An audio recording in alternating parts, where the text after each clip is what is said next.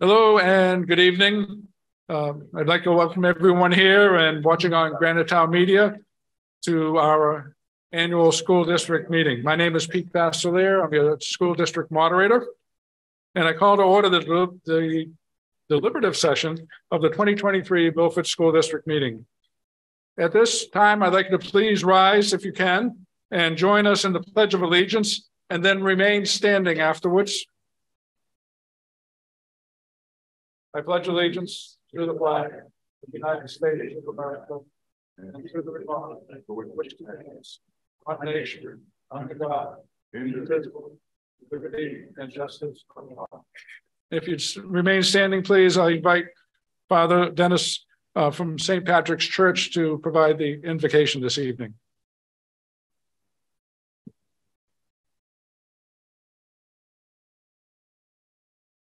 Thank you for the invitation to be here tonight. Let us bow our heads and pray.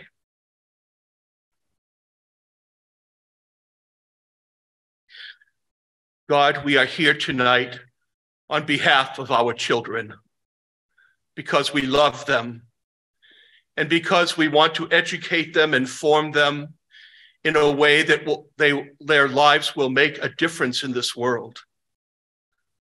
And we know that there is no greater work for us to do than to take care of our children, to look to their future, to be people of hope, to try to bridge all the ills of this world. May some of your children truly make that difference in the world. And so tonight we ask you to send your Spirit upon us. Tonight you ask us to deliberate, which means that the Holy Spirit can come and bring wisdom and understanding and knowledge to this meeting, to this gathering. Lord, bless the parents, bless the educators, but bless our children in a very special way. Keep them safe, Lord.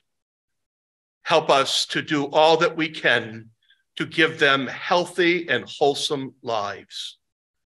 Grant this through our Lord, who is God and who is love forever and ever. Amen. Amen.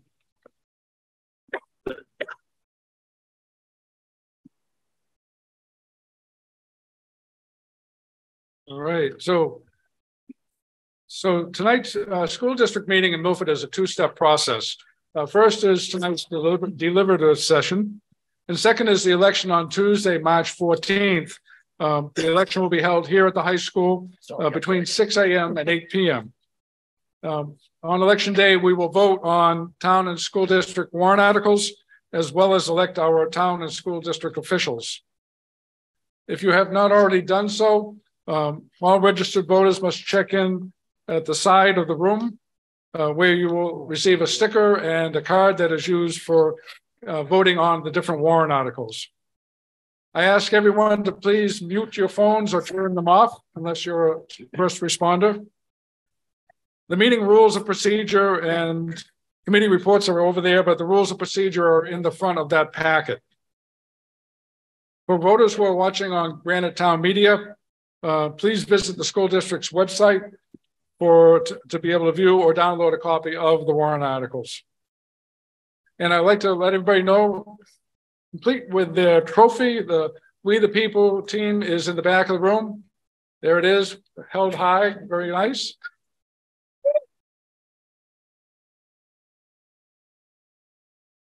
So feel free to go over and take advantage of the snacks and drinks that they have. I just ask that you don't make a mess, otherwise I have to answer for that. So the school board and budget advisory committee will have separate meetings immediately following this session to finalize their positions. And with that, I'd like to introduce the school board chairwoman, Judy Zano, who will introduce her colleagues. Thank you. Good evening, and thank you all for coming. To my immediate left is Mr. Nate Wheeler, and then Mr. Joe Vatuli, Mr. Noah Boudreau, and Mr. Jason St. Jean. To Mr. St. Jean's left is Mrs. Michaud, our superintendent, Mrs. Fortson, our business administrator, and Christopher Matika, our curriculum director. Not sure if that's the right exact title, but Mr. Matika is our curriculum director. So. Right, thank you for that. And to my right is the chairwoman of the Budget Advisory Committee, Carrie Marsh. All right, members of our committee include John Wynn, Mike Thornton, Joan Dargy, and John Ewell. And missing tonight are members who had prior engagements, Rob Halstead and Shad Hansen. Thank you. We also have our school district clerk, John Ewell's doing double duty, and school district attorney, Christine Johnston, is in the back of the room over here. She's hiding, so hopefully we don't need her. Okay, so let's begin.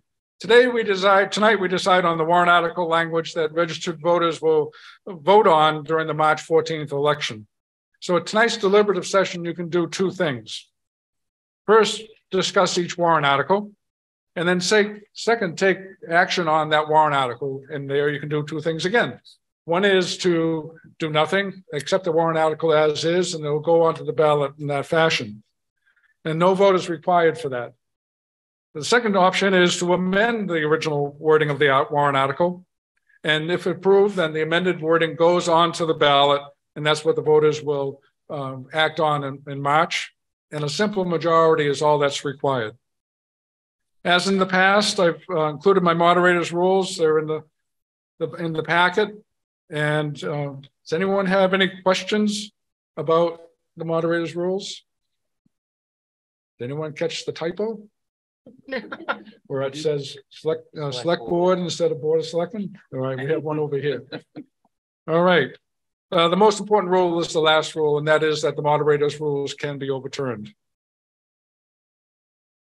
So, Mrs. Zano, I understand you have several non-residents that you might like to have address the meeting. Right. I would like to make a motion that the following non-residents and residents who are not registered voters be able to participate in this evening's deliberative session. Christy Michaud, Superintendent. Christopher Motika, Assistant Superintendent. Jane Fortson, Business Administrator. Chris Saunders, Principal at Heron Pond. Jan Radowitz, Principal at MH at Milford High School. Bill Demers, Principal at Milford Middle School. Santina Thibodeau, Executive Director of Student Support Services. Bill Cooper, Director of Buildings and Grounds. Jerry Stotterhar, Director of IT. Micah Clayman, Director of Human Resources. Melissa McDonald, Assistant Director of Student Support Services. Samantha Belcourt, Director of Technical Studies, and Attorney Christine Johnston, School District Counsel. Second. Okay, so these are people that over the course of the evening may be called upon to provide input. We'll take a vote. This is a good chance to practice. All those in favor of allowing these people to speak if called upon, please raise your card. Thank you. Anyone opposed? All right. That motion passes, and those folks will be able to speak when the time comes, if the time comes. So we will work from the warrant as printed in your packet, unless you amend them today. So what I will do for the benefit of everyone at home, as well as those of us here, is I will introduce the topic, read the dollar amount if that's appropriate, and some of the warrant's text. You have the entire text in front of you, so it's not necessary to read everything, but I want to make sure that the people on Granite Town Media know what we're talking about. At that point, I'll ask the school board to comment on the article, followed by the Budget Advisory Committee, and then we'll open up to the rest of the audience for their comments. So with that, let's begin with warrant Article 1, the renovation of the Bales building. Shall the Milford School District vote to raise and appropriate the sum of $2,728,500 gross budget for the purpose of funding the design, permitting, construction, renovation, and equipping of the Bales building to house Jocks Memorial School Library, art, music, and physical education, to relocate the SAU offices, and renovate the vacated space at Milford High School to house Project Drive, which is an alternative program for high school students. and to authorize the issuance of approximately a 5-year bond of not more than $2,728,500 of bonds or notes. It goes on to say that the Milford School Board is hereby also authorized to apply for and accept gifts, grants, and other forms of assistance, if any, in order to offset the raising and appropriating of the funds referenced above, and further to raise and appropriate an additional sum of $68,213 for the first year's interest payment on the bond. Mrs. Zano. Yeah. Yes, I will make a motion to accept warrant Article 1 as written. Second. All right, thank you. So with that, I'll let you speak to it. You want to speak first? Oh, what is Mr. Wheeler and I are going to speak to it. Okay. I think as we deliberate through the year, this is a great opportunity for the district to not only reclaim what is a historical part of Milford, but meet the needs of several different areas of this town: preschool, the SAU, and jocks overcrowding. What was the fourth one? I forget. Oh yeah, moving the out school. So seems like out of everything that we face in the town, it's a really good use of money. To me, it saves the town $70,000 annual in stopping the busing from the high school to Bales throughout the day. Improves air quality by abating the whole building of asbestos, not just the floors we're using, but we're going to get all the abatement done at once, which is a big cost savings to the town rather than doing it twice. So, right, Mrs. Zano. Right, and the preschool will go back to jocks, which is more appropriate. They'll be with K through 1. It will free up space at Heron Pond so that they will be able to use the classroom there. They have a population that's rising in some grades, and so it'll free up that space from the preschool at Heron Pond. Project Drive, which currently operates at Bales, would be eventually moved to the high school, and the SAU offices would be moved to Bales. And I think Mr. Wheeler said while he was speaking that this is something we've been talking about for a little over a year. Someone came to me last week and said, you know, you're throwing new stuff at us again. And I'm like, really and truly, we have been talking about this for a year. We've discussed the building. We went back and forth on a building. Should we rent outside? Excuse me, when we already own square footage. There's an emotional component to this as well, that anybody who's lived here for any length of time knows that Bales is part of our downtown. It's an icon. And so even the architects who came to look at Bales were, their breath was taken away by the architecture. It is a beautiful building. By doing the abatement, as Mr. Wheeler also mentioned, all at one time, when we decide to finish the top 2 floors, we don't have to start with abatement. We'll be able to start with construction. And that'll make the abatement now cheaper, and it'll make construction later cheaper. So the board thought that this was a really good use of our money and our resources. Good, thank you. All right. Mrs. Marsh. The School Budget Advisory Committee recommends 6-1. We call ourselves the SBAC, so if I say that, that's fine. The SBAC is in support of this bond for the following reasons: moving pre-K back to jocks to be with more appropriately aged peers, moving Project Drive to reintegrate students back into the middle school, high school based setting, elimination of transportation costs, creating long-term savings by investing in district-owned facilities versus building or leasing costly commercial space to house school district offices that will no longer be available in the high school, community use of another gym or facility space. The majority of the committee would rather see the effort made to restore the Bales facility than continue deferred maintenance, which would likely eventually lead to the building closure. The question of expansion to jocks was raised, but determined to not be feasible due to changes in regulations as it relates to location of student learning. There is no minority input for this article.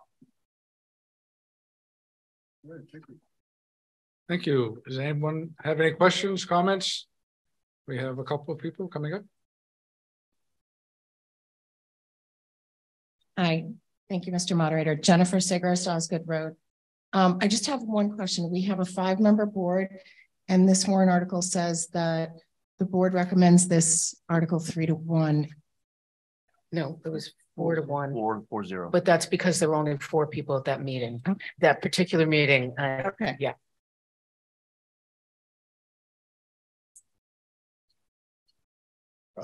Jay Duffy, 491 Nashua Street.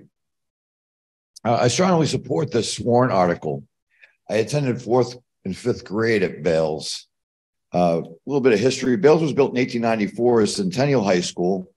And upon the completion of the new high school where we're sitting today in 1961, the building was renamed Bales Elementary in honor of Superintendent Harold C. Bales. He resided on Myrtle Street. Mr. Bales was Milford superintendent from 1919 through 39. And it was under his leadership that the gymnasium was built in the rear of the building. Not only is this building a part of the history of our great town, its location is ideal and convenient to the downtown area. It complements the area very well. The Bales School currently sits on the State Register of Historical Places because of its longevity and beautiful architecture. This building has a huge amount of potential for not only our young people, but also to the town as a whole. There is enough room in this building to house the SAU offices, the Jocks Library, facilities for the other students at Jocks. It also has the room and the potential for government offices possibly, and certainly the recreation department for our seniors and our young people. And once again, the location is ideal. The Bales building is still relevant today as it was 100 years ago in 1894, 100 plus years, and has the potential to serve our great town into the 21st century. I strongly support this article. It's a fabric, it's part of the fabric of who we are as a people, and it has the potential and to serve us well, and we own it. All right, thank you. Thank you. Thank you.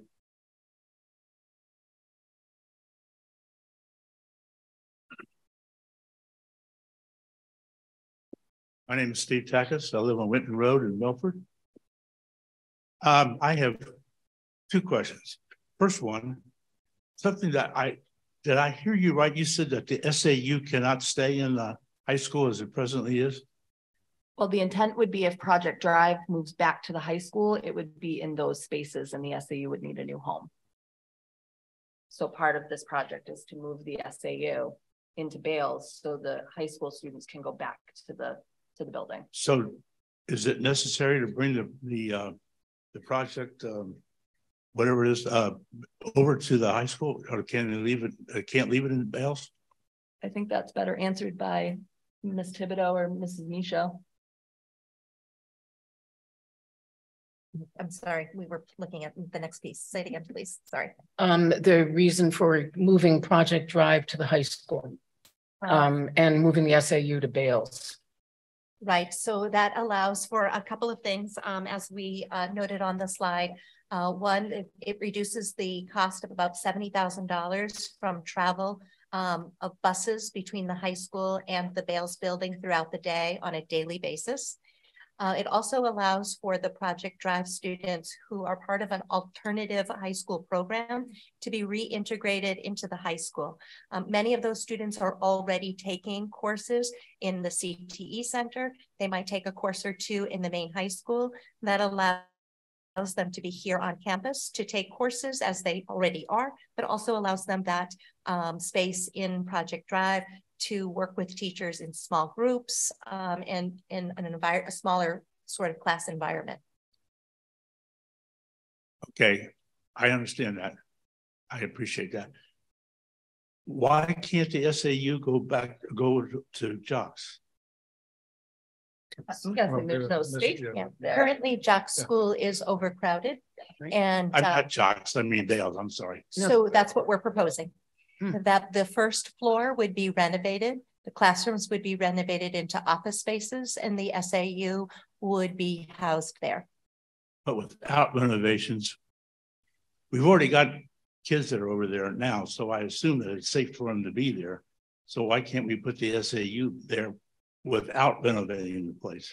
So once the abatement is done throughout the entire building, there'll be a need for us to sort of renovate. We're going to be abating in walls, in floors.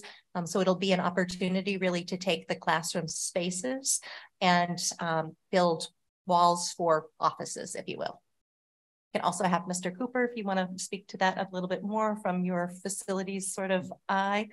But some work is going to have to be done to bales after the abatement process.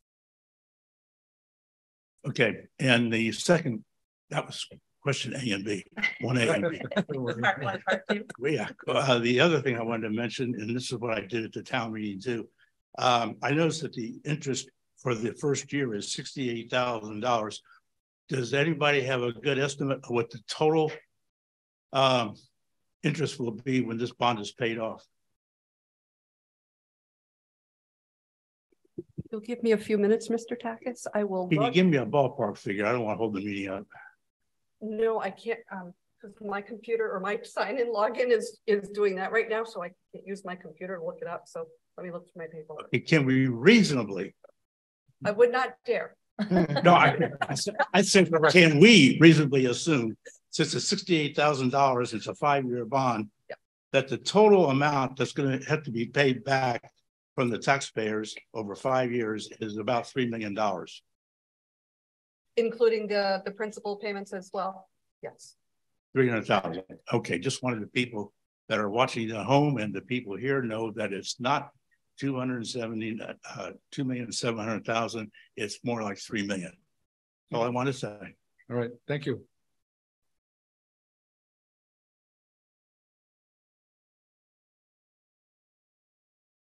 Harry Daniels, Whitten Road. It sounds like to me on the presentation that the relocating of the project drive through the high school is supposed to be included in the bond. Is that correct? It is. Okay, because the way that it's worded, you specifically mention on line 4 to relocate the SAU offices, then to renovate it, the vacant space at the Milford High School to house Project Drive, but it doesn't mention anything about relocating. So that could be perceived that you're going to renovate enough space at the high school to accommodate Project Drive. But I just wanted to ensure that I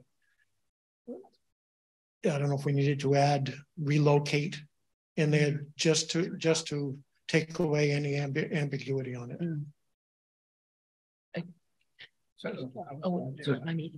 Mr. Boudreau? I've recommended in the past to remove the verbiage surrounding exactly what it would be used for, thus allowing some options, you know, to remove from where it starts with to house Jacques Memorial, that whole line down to line 6 in the word students. So it would be to design, permit, construct, renovate, and equip the Bales building and to authorize the issuance of approximate 5-year bond. I think there is merit in letting the voters know how the money is going to be used. Mm-hmm. So I don't have any objection to the article. I support what you're trying to do. I just don't want to get us into a situation where someone was going to say, well, wait a minute, that article didn't say anything about relocating. It just talked about housing it. Okay. Thank you. All right, thank you for that. Mrs. Fortson, I know you checked with the bond writers. Oh, sorry. I'm sorry, Mr. Basil. Yes. Right. I'll forgive you this time. Thank you. I won't do it again. Yes, if we do remove that, it does open up, you know, should plans change, but I think it's also prudent to at least somewhere let the public know what is our intention for that building. And currently that is the intention. And we have asked about putting and/or preschool because, you know, just in case plans change, but it does open it up a little bit broader, but I don't want to mislead the public either. And, you know, have them say, well, what's it for? If it's not somewhere, even if it's in an explanation below the article, that would be absolutely fine. Okay, any other Comments or questions? Mr. Moderator, Yes. I do have our interest numbers I'm sorry. if I have our interest numbers, if I may. Oh, yes. Give Go those. ahead. Thank you. We have two numbers, Mr. Takis, that we are working with. One is the conservative rate of 4.75% that the New Hampshire Municipal Bond Bank gave us. That's a very high rate, and they go with that because it's very conservative. They don't want to mislead and have people think we're going to be, 1.5% when, it could be 4.75. The total interest at the 4.75% would be $392,222. The next rate that we have is a 2.36%. And that one would be at $229,194. And those are based on more recent bond sales in either July or January. All right, very good. No. Any other questions or comments? All right, there are none, and there's no amendment. So I instruct the school district clerk to place warrant article. Oh, yes. I'd like to make a motion to move. Can you go back one side, please? Thank you. I'd like to move to add permanently the wording and or preschool after library, art, music, and physical education. All right, may I have the language, please? Is there a second? First, is there a second to that? It was. It is seconded. Thank you. May I have the language?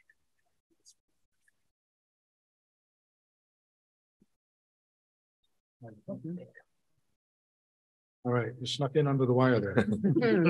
All right, so we're adding the wording and/or preschool after library, art, music, and physical education. So the amendment changes the very beginning to read, shall the Milford School District vote to raise and appropriate the sum of $2,728,500 gross budget for the purpose of funding the design, permitting, construction, renovation, and equipping of the Bales building, the house Jock Memorial School, library, art, music, and physical education, and or preschool, and then to relocate the SAU offices and so on. You care to speak to that? We had to check with, if I'm not mistaken, we had to double check with the council before we could permanently add it. Okay, all right. Anyone have any questions about this amendment? Well, you all understand what its intent? Okay, so let's vote on the amendment then. All those in favor, please raise your card. Thank you. Anyone opposed? All right, the amendment passes. Is there any other questions or discussion on this article? There is none. So with that, now I'll instruct the school district clerk to place warrant article 1 on the ballot as amended. Okay, so now we move to warrant article 2, which is the school district operating budget. Shall the Milford School District vote to raise and appropriate as an operating budget, not including appropriations by special warrant articles and other appropriations voted separately, the amounts set forth on the budget posted with the warrant, or as amended by vote of the first session for the purposes set forth therein, totaling $46,041,854. Should this article be defeated, the operating budget shall be $45,531,326, which is the same as last year, with certain adjustments required by previous action of the Milford School District or by law. Mrs. Zeno, you move it to the floor? Yeah. Yes. All right. Nate? Okay. Yeah. Moved and seconded. Thank you. Yeah. All right. You're going to talk to it, or is someone else making a presentation? Mr. Bachelor, I can speak to that. Mr. St. Jean. Mr. St. Jean. Thank you. Thank you. So as you can see, the budget we're asking for is increasing by 1.9%, just under 2%, $894,000, 150. Next slide, please. Thank you. So some major factors impacting the budget increases. We do have a slide, don't worry. We do have a slide with some decreases as well. 10% rate increase on the health insurance effective rate and 1.5% increase in the dental insurance rate. Workers' compensation and property liability insurance increases from Primex. Transportation increases to and from school, athletics, CTE, and student support services. Most of that increase, Ms. Fortson, if you can make sure I'm correct, gas prices weighed heavily in that increase. Thank you. Continuing contract increases for employees as approved by voters in previous years. Increase in out-of-district placement costs as a result of the state changing the age requirement for education from 21 to 22. Increases age requirements, again, all of it is out of our control. And electricity delivery charges from 0.14 kilowatt to 0.27 kilowatt, nearly double the rate. First electricity rate increases again out of the district's control. Next slide, please. Thank you. And some major factors impacting the budgets and decreases. New Hampshire retirement costs decrease as a result of a slight reduction in rates assessed, reduction in bond interest corresponding to the reduction in bond principal outstanding, decrease in legal fees, decrease in professional learning costs to better align with actual expenditures and efficient use of federal grants, decrease in salaries as a result of hiring differentials, and a decrease of middle school professional position and the reduction of IEP-driven paraprofessional positions.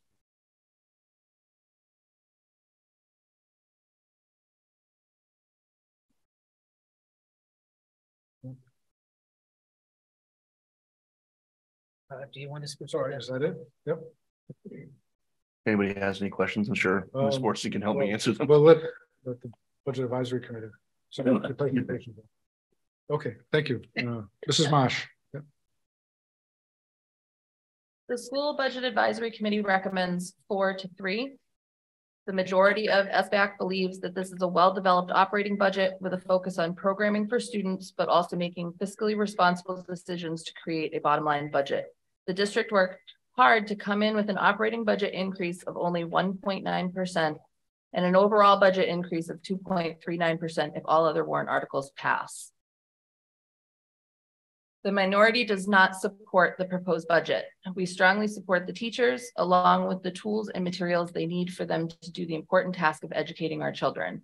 What we do not support is what is seen as an excess in non-educational and administrative costs. In the last few years, we have seen these costs rise at a far higher rate than the educational component of this budget and feel that is not acceptable.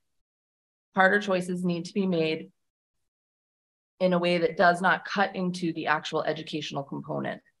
One important thing to note is that the estimated tax impact is as a worst case scenario of just over 10% due to the estimated loss of revenues.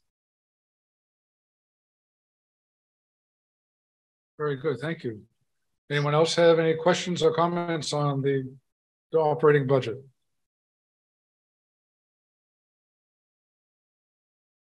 Things up there.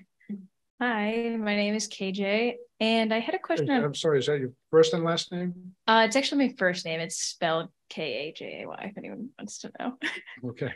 I'm just wondering if there's a way that the decrease in salaries, you know, I know the hiring is all over the map. Just before this, we were talking about over $3 million for building renovations. I think it's a little interesting that there's a decrease in salaries for the teachers that are supposed to be teaching in all these buildings while we're going to dump a little over $3 million after everything's said and done. Is there any way to not decrease those salaries and still get to do the renovations? Yeah, we can speak to that. Yeah, so Mrs. Fortson. Thank you, Mr. Moderator. The decrease in salaries comes from having more senior employees leave the district that are at the top of the scale. And we have staff being hired in that are lower on the scale and therefore less expensive to the district. We have several newer teachers. Everything is done by contract. So based on where they are placed, they're based on experience. And so we aren't decreasing their salaries. It's just a positive trend, so to speak, that comes out negative. It's just a hiring differential. So say someone leaves at 87,000 and someone comes in and takes that spot at 65,000. That's how the decrease happens to come in. Okay, great. Thank you very much. You're welcome. Thank you. Thank you. Thank you for the, Karen Savasco, Timber Ridge Drive. Thank you for the opportunity to speak on warrant Article 2. A budget should reflect our goals and priorities. In 2019, a group of educators, students, business leaders, and community representatives developed and the school board adopted our current strategic plan, A Portrait of a Graduate. In our Portrait of a Graduate, 4 of the 6 qualities our community identified as important graduate traits involve art. I would like to speak in support of restoring the 2nd position for teacher of visual arts at Milford Middle School and preserving the science of art class. Middle school students are developing a sense of self. Arts education benefits students by showing them that their perspective matters. Art supports student voice and choice by celebrating students' identities and empowering them as creators and decision makers in their learning. Involvement in art education has proven to improve school culture and reduce incidents of bullying. Art education also imparts valuable skills that will serve students in their lives and careers: observation, problem solving, innovation, and critical thinking. Next year, the enrollment at Milford Middle School is anticipated to be 447 students. With 2 teachers, this is a ratio of 224 to 1. This is in line with the art teacher to student ratio across the district. To achieve our Portrait of Graduate goals and to increase student achievement and improve school culture, our students deserve and need more art, optimally integrated across core subject areas. In speaking with our wonderful business administrator, I researched the total cost of retaining the 2nd position of teacher of visual arts at Milford Middle School, including salary, payroll costs, and benefits. So is it okay now to make a motion? Yes, you may. Okay. I'd like to make a motion to amend warrant Article 2 to increase the budget by the amount of $95,000 for a total budget of $46,136,854. Thank you. Thank you. Is there a second for that? There is a second. Thank you. Mr. Takacs.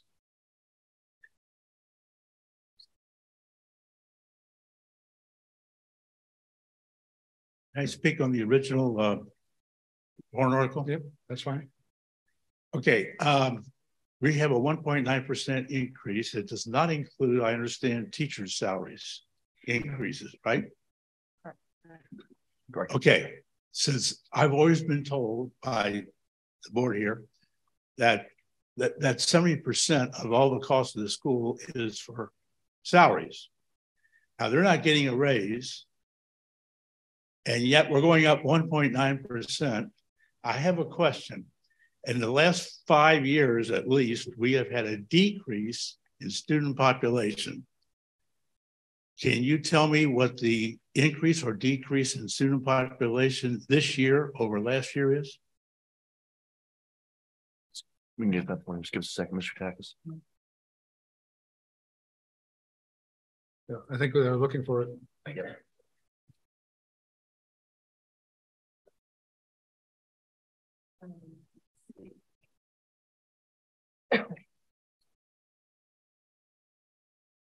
This school year or the projected school year? The year that we're in, well, yeah, this year. This year over last year.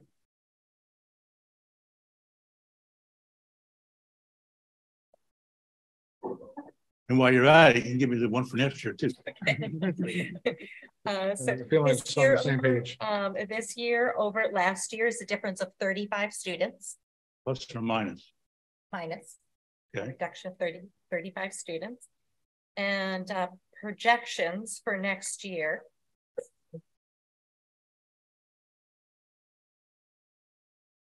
$41.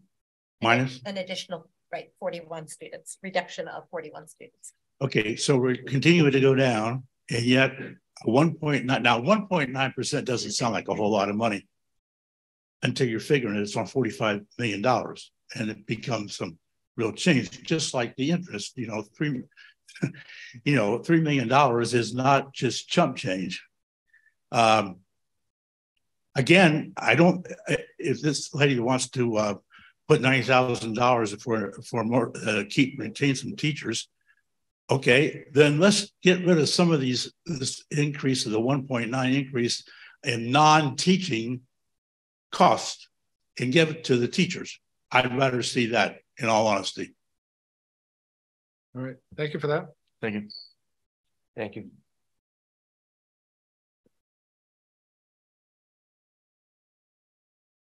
Susan Smith, Annan Drive, Milford. I have a question for the administration, I think. What is the average cost per student of the proposed budget versus the average for the state? Cost per pupil for Milford is. Can you speak into the mic or bring the mic closer, yep, please? Cost per pupil for Milford is $17,555.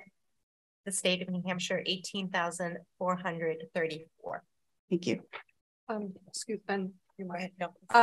For what will be our next year, because we're always a year in arrears, because since we just finished 2022, we are just getting those cost numbers. And so what Superintendent Michaud gave you is what we had most recent when we published. I do have the more updated number. And the 2021-22 school year, the Milford cost per student is $18,620. The state of New Hampshire is $19,399.97. Okay, thank you. And a question for the Budget Advisory Committee. For the people who do not support the budget, can you speak to the increase in administrative costs? Any specifics that caused you to vote against the budget? We don't have a specific analysis. We're looking. Mr. Yule, can you bring the mic closer, please? We don't have a specific analysis for numbers. We're looking at overall general trends for the last 3 years. And plotting those trends shows a distinct increase in administrative costs over actual education costs. But I don't have specific numbers. Okay, maybe you can say what is included in administration costs. So is that administrative salaries, benefits? It's a composite of administrative salaries and other non-education expenses. Okay. And I would also like to speak in support of the amendment language for the art teacher at the middle school. My son took the Science of Art program 2 years at the middle school, the first year that it was offered, and then again.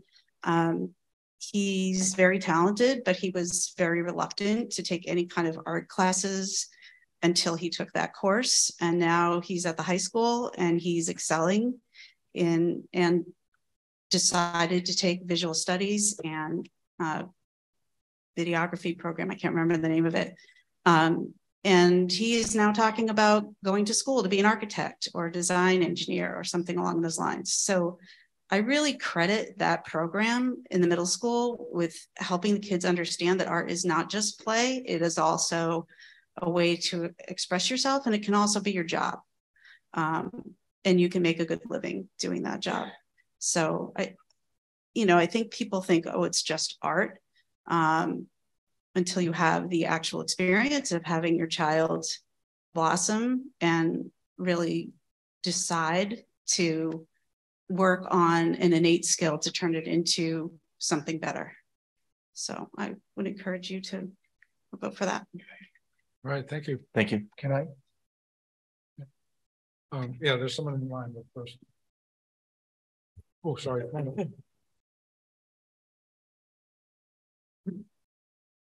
Thank you, Mr. Moderator. Jennifer Sigrist, Osgood Road. In 2019, 170 community members took the time out of their otherwise busy schedules to be part of crafting this district's portrait of a graduate. The results identified 6 key traits that the entire group agreed they would like each and every Milford student to obtain by the time they graduate. From this portrait of a graduate, the district then backward engineered how to get there through the crafting of the strategic plan. It was also supposed to provide our district with a general roadmap and goalpost for crafting each year's budget. There were 5 key areas focused on in our strategic plan: student success, culture, policy and communication, community engagement, and kind of wedged in there later were facilities.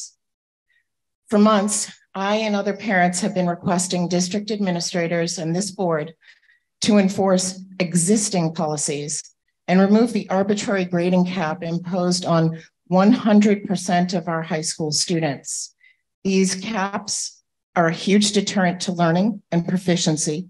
They place barriers on overall achievement and artificially handicap all of our students when competing for grants, scholarships, and college placement against students from all other schools. These rules directly prevent students' success. But what's most concerning is that these arbitrary grading caps directly violate no less than 13 existing district policies. There is a pervasive culture of distrust and lack of mutual respect in our schools. The distrust of the students then feeds into a distrust of the administration by the students. This appears to get worse as students progress up through the grades. Rather than properly teaching students how to become personally responsible individuals, one of the portrait of a graduate traits, the high school has imposed some of the harshest draconian rules upon students, like the 5-minute smart pass for bathroom breaks, which imposes detention on any student exceeding that time limit more than 2 or 3 times. This has been made even more difficult by the board's directive from Monday's meeting, which has thrown everything into chaos, along with what has now become a regular breakdown of infrastructure in this building. We have over $19 million in deferred maintenance in this district, and this building is crumbling. I understand there may be quite a few bad apples at the high school who vandalize our district's property and regularly break rules, but must all students have to pay the price for them? Whatever happened to the restorative justice program we had just a few years ago? Stop allowing the creation of unwritten and spurious rules that further depress anger and needlessly stress our student body. This year, the high school seems more focused on filling detention blocks, filling detention blocks, than on truly spending the time and doing what's best to truly support real student proficiency, achievement, and success. I am absolutely willing to fully support this district's requested budget and even the increase that's been suggested for the sake of my child and for some of the most phenomenal educators and staff we have in our district today. But I ask that this board and the administration do a much better job of adhering to the strategic plan, enforcing existing policies, and refocusing on what this community has already told you is most important for our students and graduates. Please actually do the work required to empower all of our students to become designers of their own story. Thank you. Thank you. Oh, just a second. Mr. Yes, and addressing, I would like Superintendent Michio to address about the art position. We're adding in the position, the cutting of it. Would it affect any programming?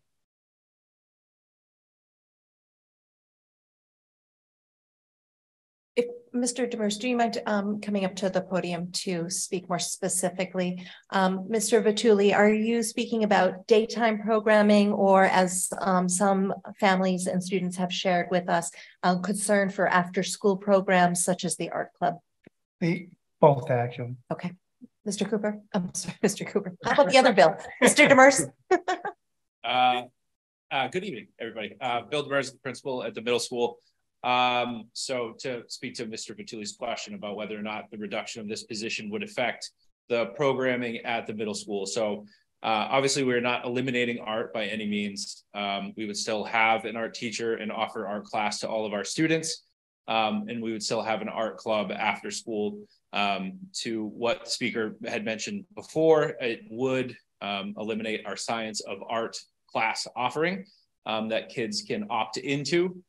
So that class would not be able to continue. If we tried to continue that class, our remaining teacher would have 9 different preps to be able to plan for, and that would just be unreasonable for any teacher to have that many. So we'd still offer arts. However, Science of Art would not be offered.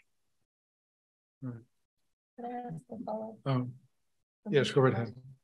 Mr. Demers, I've heard this presentation a couple times now, but what I haven't heard is your personal opinion as an administrator, if this is what's best for our middle school and for our middle school students. Can you speak to that? Sure. Sorry. No, that's okay. It's a fair question. So it's a tough situation, right? Because I look at it from 2 different lenses, right? From a fiscal responsibility side of things and from what I think is best for kids in their education side of things. So let's start with the fiscal responsibility side, since this is essentially a financial meeting at its heart. From a financial standpoint, I think the reduction makes sense, right? Our class sizes average 10 in art right now, which is great, right? But that is a low number. And as we heard earlier, our enrollments are on the decline, right? So there's that side of things. However, right, I got into education because I like kids and I wanted to help kids. So, you know, I think what I think is best for kids is having some more options, right? Part of the reason why we implemented the additional pathways a couple years ago was to offer kids the opportunity to have more voice and choice in their school day, which is part of the strategic plan, right? And so I think it's a very good opportunity for kids to be able to flex their art muscles and try things on for size. And as we heard earlier, it sounds like it's having that desired effect as kids move up through the ranks and find some of their hidden talents and find some passions that they have available. Thank you. All right. Thank you. You're welcome. I think there's another person behind you that, or beside you now that would like to speak too. Thank you, Mr. Demers. Hi, I'm Jennifer Rowe, and I live on Settlement Lane. I'm speaking in support of the proposed budget increase for the Milford art program. Okay. So art science involves the understanding of the human experience of nature through the synthesis of artistic and scientific modes of exploration and expression. Art science melds subjective, sensory, emotional, and personal understanding with objective, analytical, rational, public understanding. Art teaches us who we are, as well as where we've been. Every culture since the beginning of time has left artifacts, giving insight into previous civilizations. This is art bridging social studies and history. Most learning in art stops around the 6th grade, which is unfortunate and a disservice to our youth. Middle school is an undeniable turning point in a person's life. They begin to make choices that will strongly impact their move into adulthood. They will become more distracted. They will become more concerned about what others think.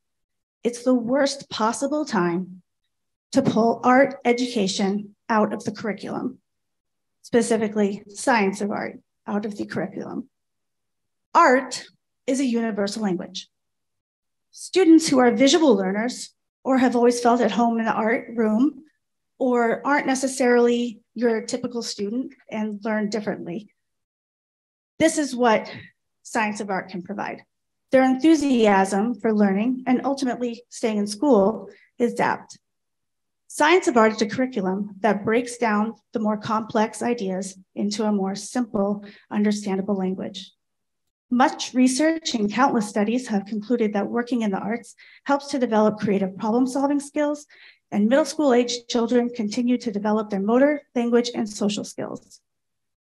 Art, alone or melded with science, requires students to invent, make decisions, and take risks. It requires critical thinking. These are essential skills that will help them as they enter high school and into adulthood.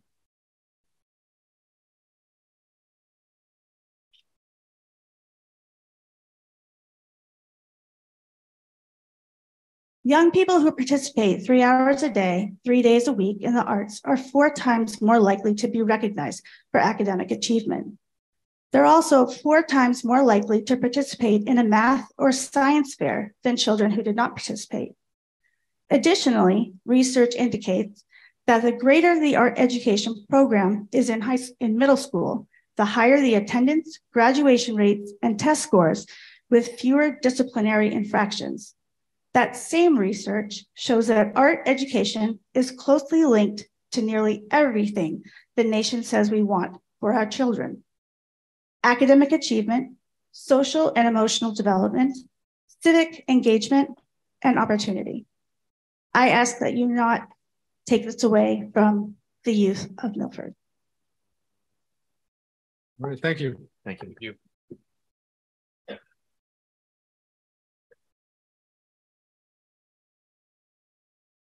Hi, Hello. I'm Elena Bergeron. I am from Patcho Lane in Milford. All right.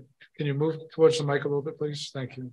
Sorry. I want to express my support of increasing the budget for the science of the art teacher. It will allow students to discover their talents, practice creativity, and express their thoughts and feelings. There's a lot of projects that need to be paid for, but the value of the art program for students is priceless. My daughter participates in the science of the art program. She does really well in her classes, but the one that she enjoys and comes home talking about is the science of the art program. She tells me about her use of colors, textures. She comes home with these beautiful creations. She quotes her art teacher. Most importantly to me, she is proud of the work that she does in the art program. Her art has been showcased on the Milford Middle School Facebook page, where tons of friends and community members comment on her work. I'm able to share that with my friends and family who call and leave her messages. The teachers hang her art outside the door in the hallway, so her friends see it and tell her what a great artist she is. And she has this feeling of accomplishment that she doesn't get from anywhere else.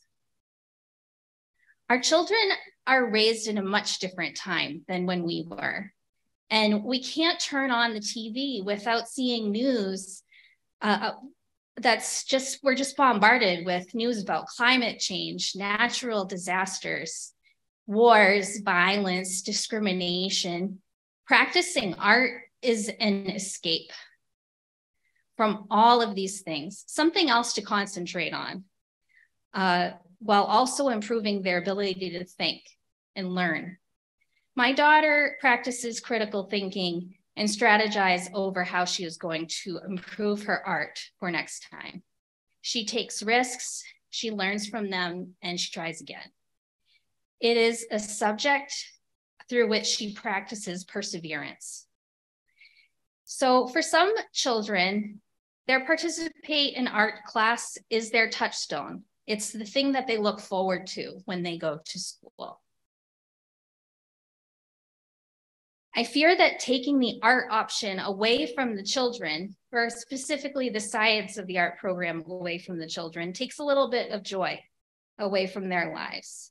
I haven't had the heart to tell my daughter that this is on the issue on the table, because I really think she'll have a lot of anxiety over it. We don't have to debate whether the art benefits the children's education. That is well studied, and we all know that.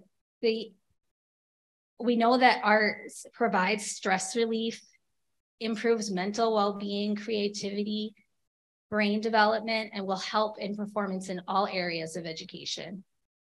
And I'm sure you've heard all of those studies.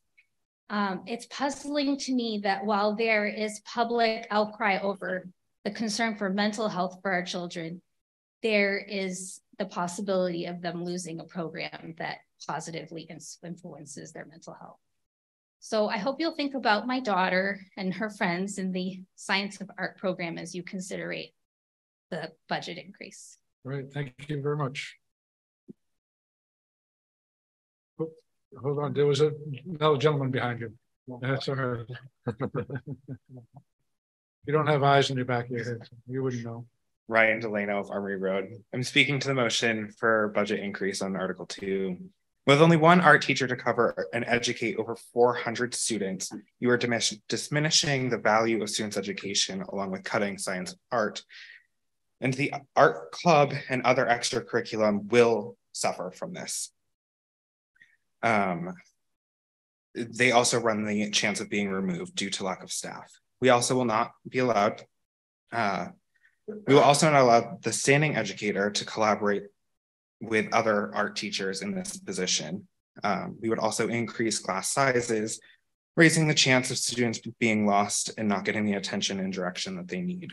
Not to mention the multitude of studies that have been completed showing growth in social, emotional, developmental, and fine motor skills in art classes that are instilled in all students at all levels.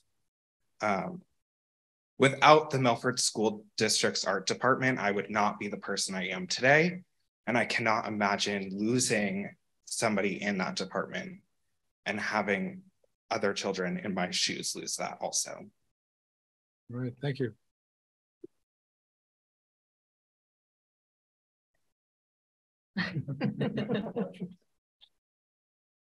Steve Etek, Georgetown Drive. I also would like to speak that I am in favor of keeping this position, but I also think it's important that people here tonight understand what this process is.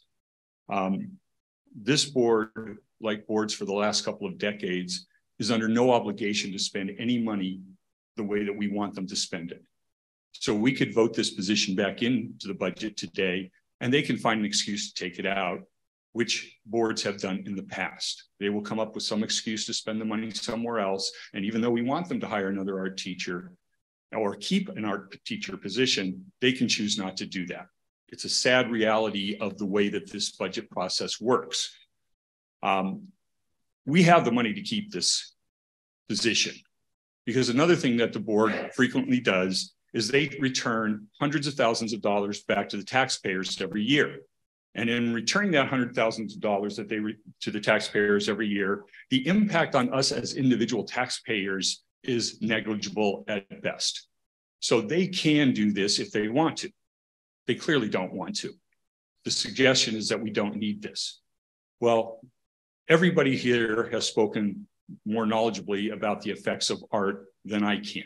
I can only tell you that when I teach in this school and I see kids that come into my classroom and I look at the amazing things that kids do at this school, a lot of the kids that are some of our best students have participated in art programs throughout their whole career. The other thing that concerns me about cutting a program or a teacher like this is that for the last 6 or 7 years, we've been told every year we're in a downward spiral as far as the school population is concerned. And the board's answer, and not just this board, but every board's answer, is to remove a teacher. We are the people that are in the trenches every single day, and we have a greater impact on your children than anybody sitting up here in front of us, than any administrator. Yet, what we never do is we never decide our population has gone too low, and we never get rid of an administrator at the SAU level or anywhere else. Those people command six-figure salaries. So I want you to think about that when you're telling us that we're having trouble paying for things. We can pay for this position if we want to. And I'm sorry, but I do not have any confidence that this board will make the right decision. Yes. I can do this right this time, KJ. I'm speaking in favor of funding this position, sort of like some of the speakers before me have said, whether we have the money to do it already or not. I'd love to see the money go to these teachers. A bit of a spin on this is I don't have any children, so unlike you guys with kids, I'm glad they're all enjoying art.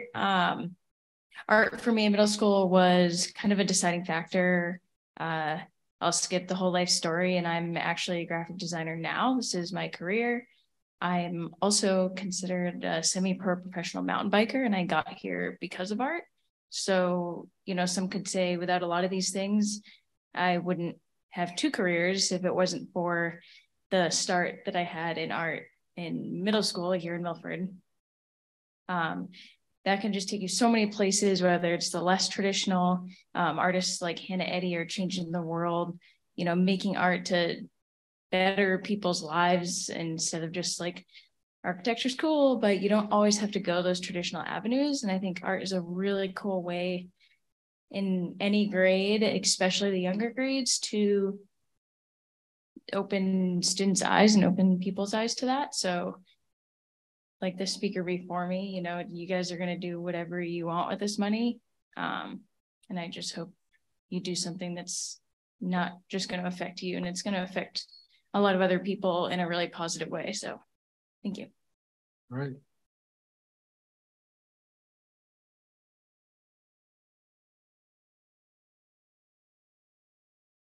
Ethan Aho, West Street. The gentleman in blue shirt articulated many of my thoughts pretty well for me. I'm familiar with how the budget works, and that the number on paper is used, and it's used however the school needs to use it. What I'm curious of hearing from any of those for the school board at this meeting is, if the town were to vote to raise by that small amount, well, you guys can't, you know, put in writing or anything. Does the school board, would you guys consider adding that position back in if this body here votes to increase? Mrs. Ingham. I actually, excuse me, I will commit that if we do add that money in, that I would support the art position at the middle school. That's all I can offer. I will commit to that. Okay. Thank you. Okay.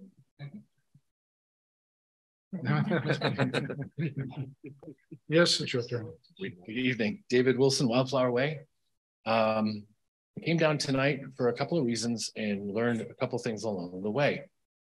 I find that from my history in being a budget committee member and running for school board, I know most of you very well for dealings in town.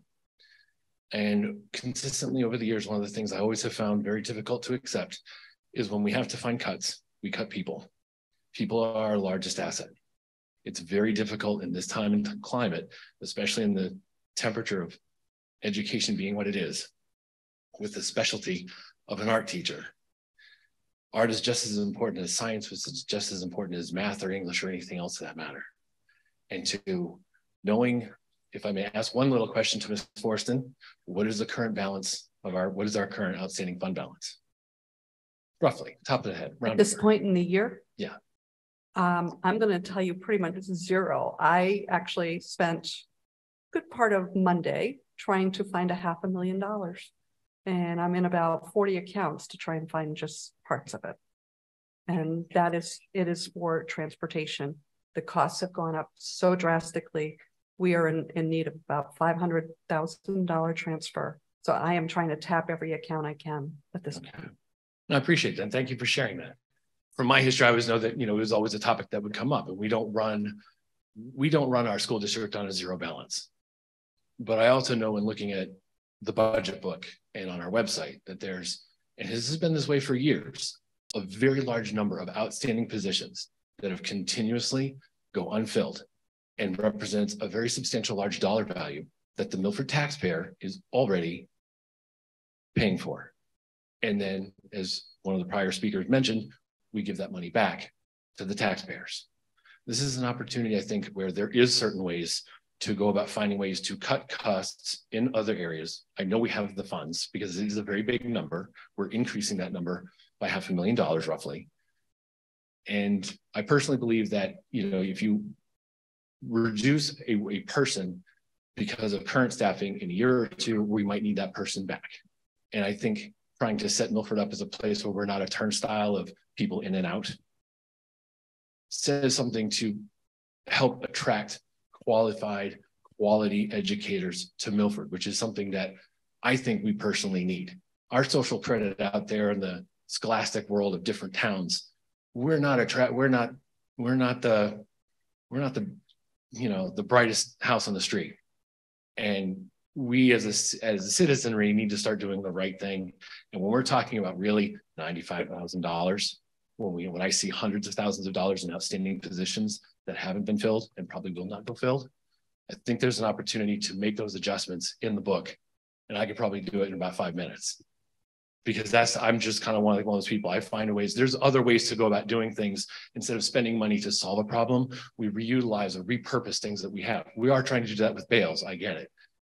But in other areas, I think that there's other spaces right down the hall, like the school store that has been now a rotating use space for a long time. That's potential office space. So the SAU could be moved to a different office. I also know the library is a very large space that doesn't get a lot of use. Yes, we still should have books and places for students to go and study, but that library could be cut in half. It's got a front entrance, it's got parking, and offices could be built temporarily within that space. Then to the summer, they could be built permanently inside where we're at. And last year we looked at transitioning from subject, but really for this topic, I think that the opportunity is here to do the right thing and keep a Milford educator that's been there for a while. It should be here up and coming, providing a good service, a good quality program that's well-liked and well-deserved to the students. My daughter was very involved in art, and it led to her to gravitate into sciences, and now she's an engineering student. So these things are important, and having a very good foundation in the middle school, I find is appropriate, and it's an expense that should be dealt with. It's an expense that should be made. The person should be kept, and I think we can find the space elsewhere to make it happen. Thank you. All right, thank you.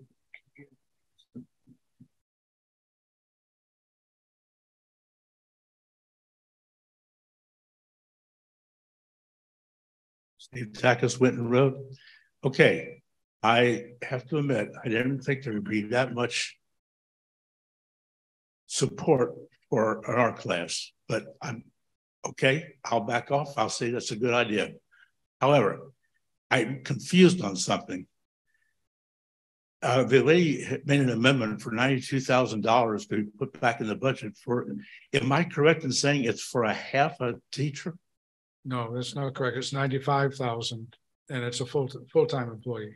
Okay, the last I heard, teachers do not cost $95,000, even with the benefits. Where is the extra money coming? Okay, maybe Mrs. Woodson. Yes. Yeah, actually, this is not as expensive one as it could be. We have your health and dental. Those run quite high, and with a 10% increase next year. I don't know if anyone understands, our health insurance cost is $6 million right now. So if you're looking to add 10% to that, you'd be looking at 600,000. Instead, I took a big cut out of that, hoping and praying that it's going to work out. We have really tried to mitigate some of these drastic increases.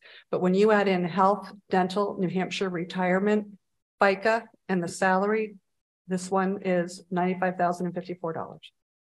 That's what we're paying all of our, the majority of our teachers is $95,000.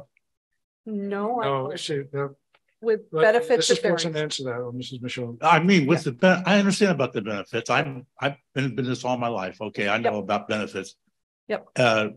Union people generally, when you're administrating this kind of budget kind of thing, they usually add 38%. I'm probably more than that now because I've been retired for 20 years, but we always had 38%, and even 50%.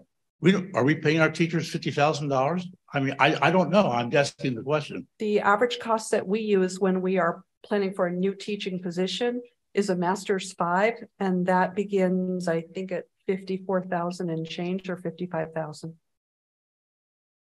And that's a really? mid level. Yes, that would be middle of the scales. Okay, we answered the question. I wasn't aware we were paying our teachers that much. Thank you. All right, you're welcome. Thank you. Not all teachers.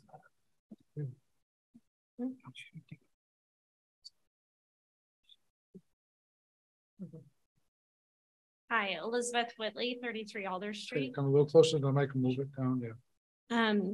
One reasoning that I've heard stated for eliminating the Science of Art positioning has to do with the declining number of enrollment of students here in Milford, and specifically in the middle school, the declining number of students in the art courses.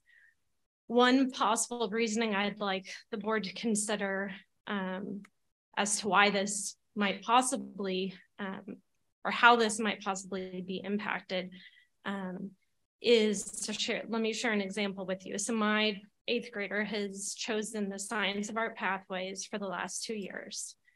When she chose that, it would not have allowed her to take Spanish. We had to reach out to the school and specifically ask that Spanish be added in.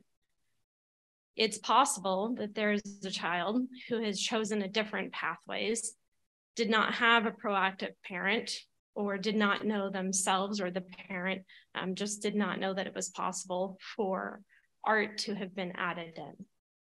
So perhaps the pathways that we have to aid parents and students in choosing classes might also possibly be hurting these students in being exposed to something that would benefit them.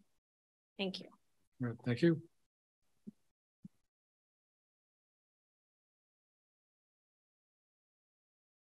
Hi, Amy Clark, Canty, Webster Street. A couple of questions. I'll start with maybe the simplest one. The decrease in legal fees. What did we spend last year for legal fees? Or like, is there a reason for the decrease? Like we're spending less than we have over the past few years? What do those look like? Because I feel like we've been in the news a lot lately, and I'm sure lawyers are involved with that. So that seems expensive. We've had quite a up and down with that, and we were at a very high amount a few years back. Was 165,000. We took about 20,000 out of last year's budget, and this year we're bringing it down another 20,000.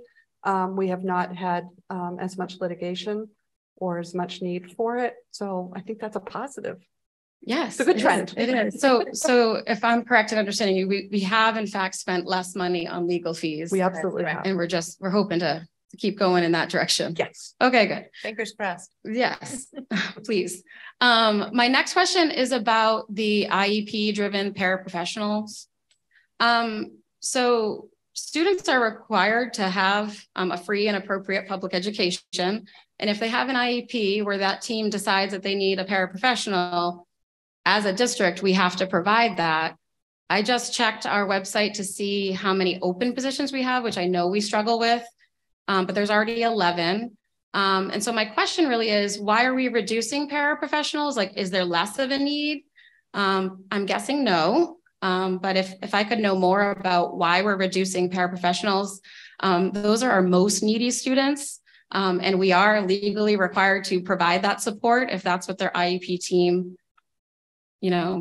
decides on. So can I hear more about that, please? Yeah, you're absolutely correct. I'm going to invite up our Executive Director of Student Support Services. Yes, please. Thank you. Give you a little more information on that.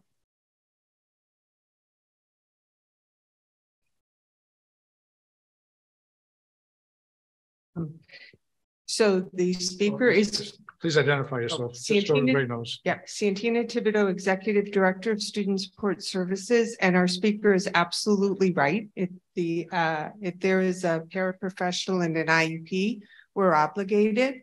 But what we've done in working with our business managers, we had extra paraprofessionals that were not needed. And in light of why they were not needed is because you remember last year as a board, we were able to hire an additional BCBA, and a BCBA helps us in identifying needs of a student with intensive needs. So what is a BCBA? A board certified behavior analyst. Thank you. That was my question of the night. Go ahead. Yeah.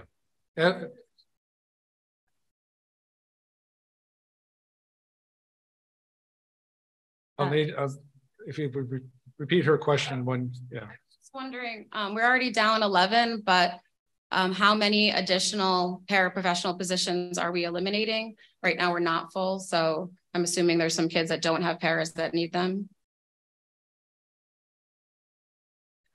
To answer the question, we're eliminating three paraprofessional positions.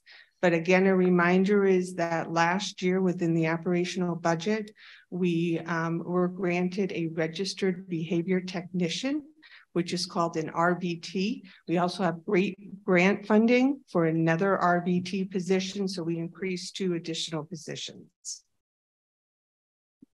Did that help you? Okay, I think so. Thank you. Hi, Brenda Walker, Route 13. I just want to kind of piggyback on what you said right there. We are decreasing 1 special ed paraeducator position. According to this year's budget, we had 110.15 paraprofessional.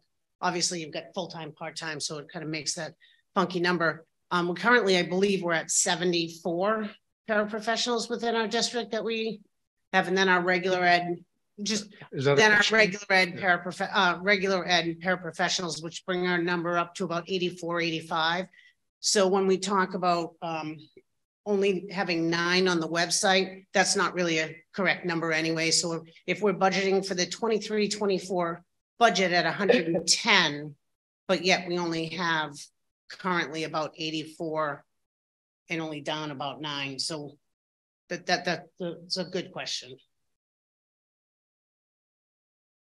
Just a second, Mr. Duffy, there's another gentleman. You guys want to speak to him? Hi, John Teeger, Coburn Road. I'm also a teacher here. I teach video production. Just a couple of things. Well, first a comment, but I just want to say to you and also to the taxpayers of Milford that whether it's 50,000 or 90,000, the taxpayers of Milford should feel really, really comfortable that they're getting a great value for that money. I've worked a lot of places over my career. I'm 65, and I can tell you, I have worked with a lot of people, and these are some of the hardest working, most dedicated professionals that I've ever had the pleasure to work with. And that's almost without exception. Maybe a couple of people, no, this is really, and I mean that very, very sincerely. But speaking directly to the budget and the operating costs and all that, one thing that often gets lost is there's people behind those numbers in many cases. And I couldn't stand back there without recognizing a couple of people and departments, because I've been here and I've seen what happens. This building has some challenges. And I can tell the people of Milford that some of those costs, the operating budget, could be a heck of a lot higher. And we could be facing a lot more daunting challenges with that price skyrocketing if it were not for some of the people that keep this infrastructure going. And I'm specifically talking about IT and maintenance. You know, I don't think people realize, in order to keep the costs down and the things that those 2 departments do to save us every day, we appreciate it because we're here, we need our jobs, we got to keep going, and they keep us going every day. But the things they do, the personal time they put in, both of them, I mean, showing up on Christmas Day because the water was leaking in the library. I mean, and just all the things that people don't see that really help to keep those costs as low as they are. And even though it's gone up, they could have gone up a lot more. And I don't think people understand that. I felt compelled to really have a shout out to these 2 people and their amazing departments and just the extraordinary things they do to keep the costs as low as they are. So thank you. All right, thank you. Thank you. Thank you.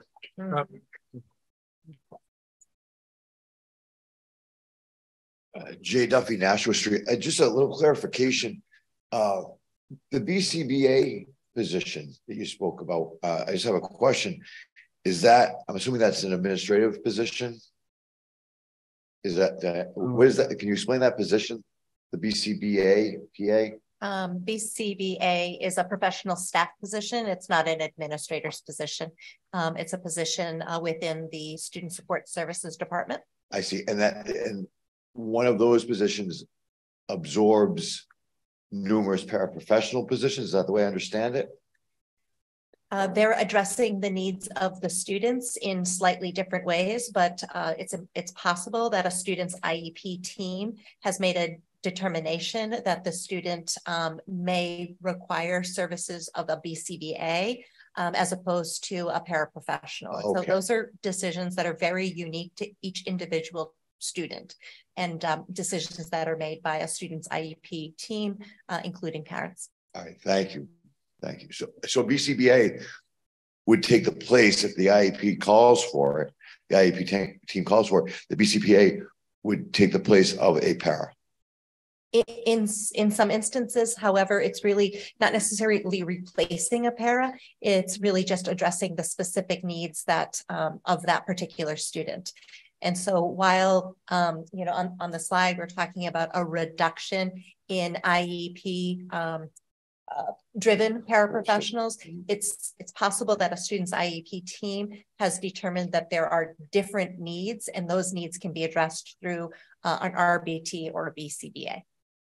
So BCBA is it one BCBA for one student, or the BCBA takes care of numerous students? Numerous. I see. Thank you. Absolutely. Mr. Bessler, yes, go ahead. We have an answer to a question from a little bit ago regarding administrative costs.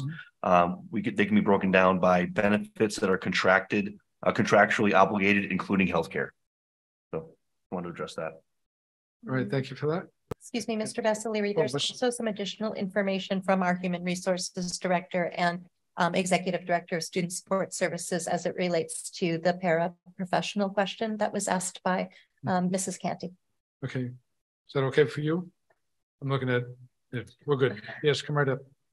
For the record, Mike Acclaim, HR Director of Milford Schools. I'm not sure that this is an appropriate setting, especially at this time of the evening, to discuss this particular matter. But I want to be clear that we've given Ms. Walker, in her capacity as MESA President, a sufficient amount of information that would reflect otherwise and contrary to what she's publicly disclosed and attested to this evening. So, of course, just want to, again, acknowledge and recognize that we've done our due diligence from an HR perspective, from Student Support Services Department perspective, from a business office perspective, and our information runs contrary to what was disclosed this evening. So, okay, thank you.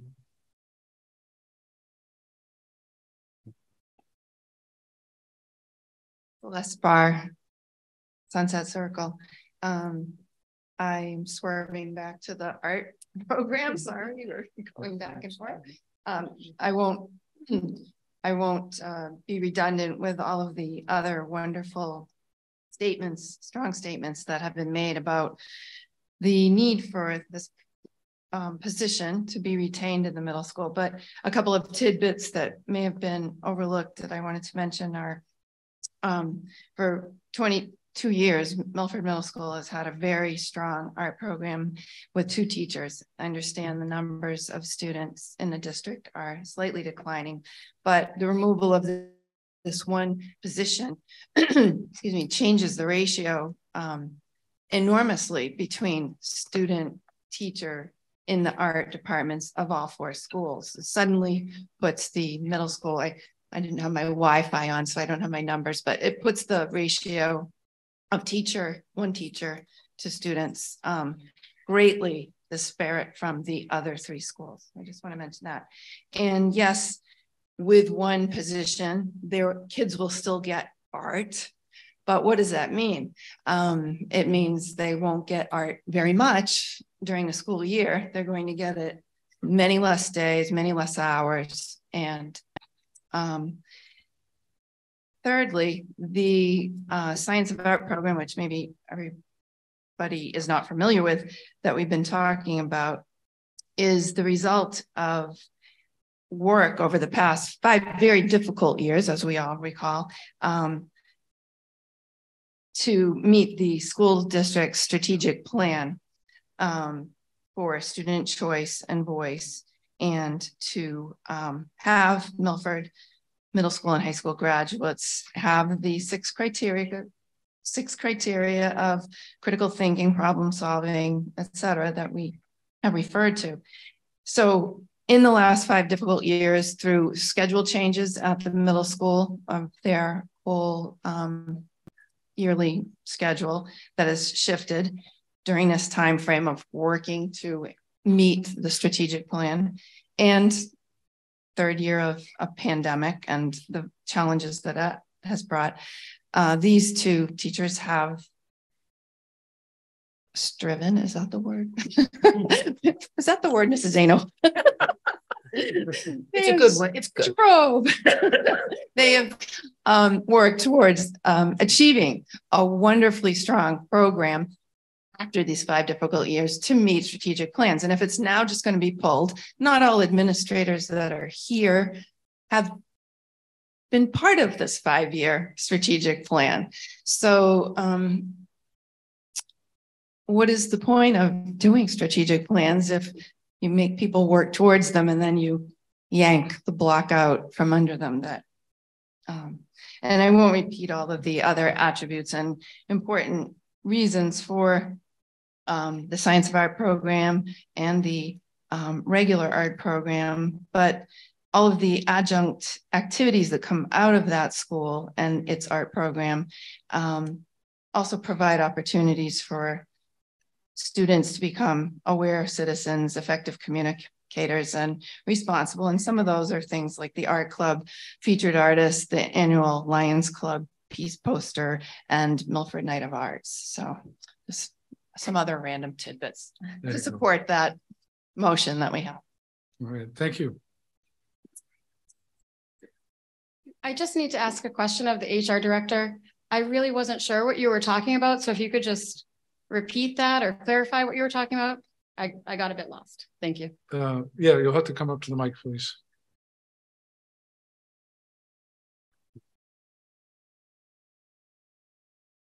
For the record, Micah Clayman, HR Director.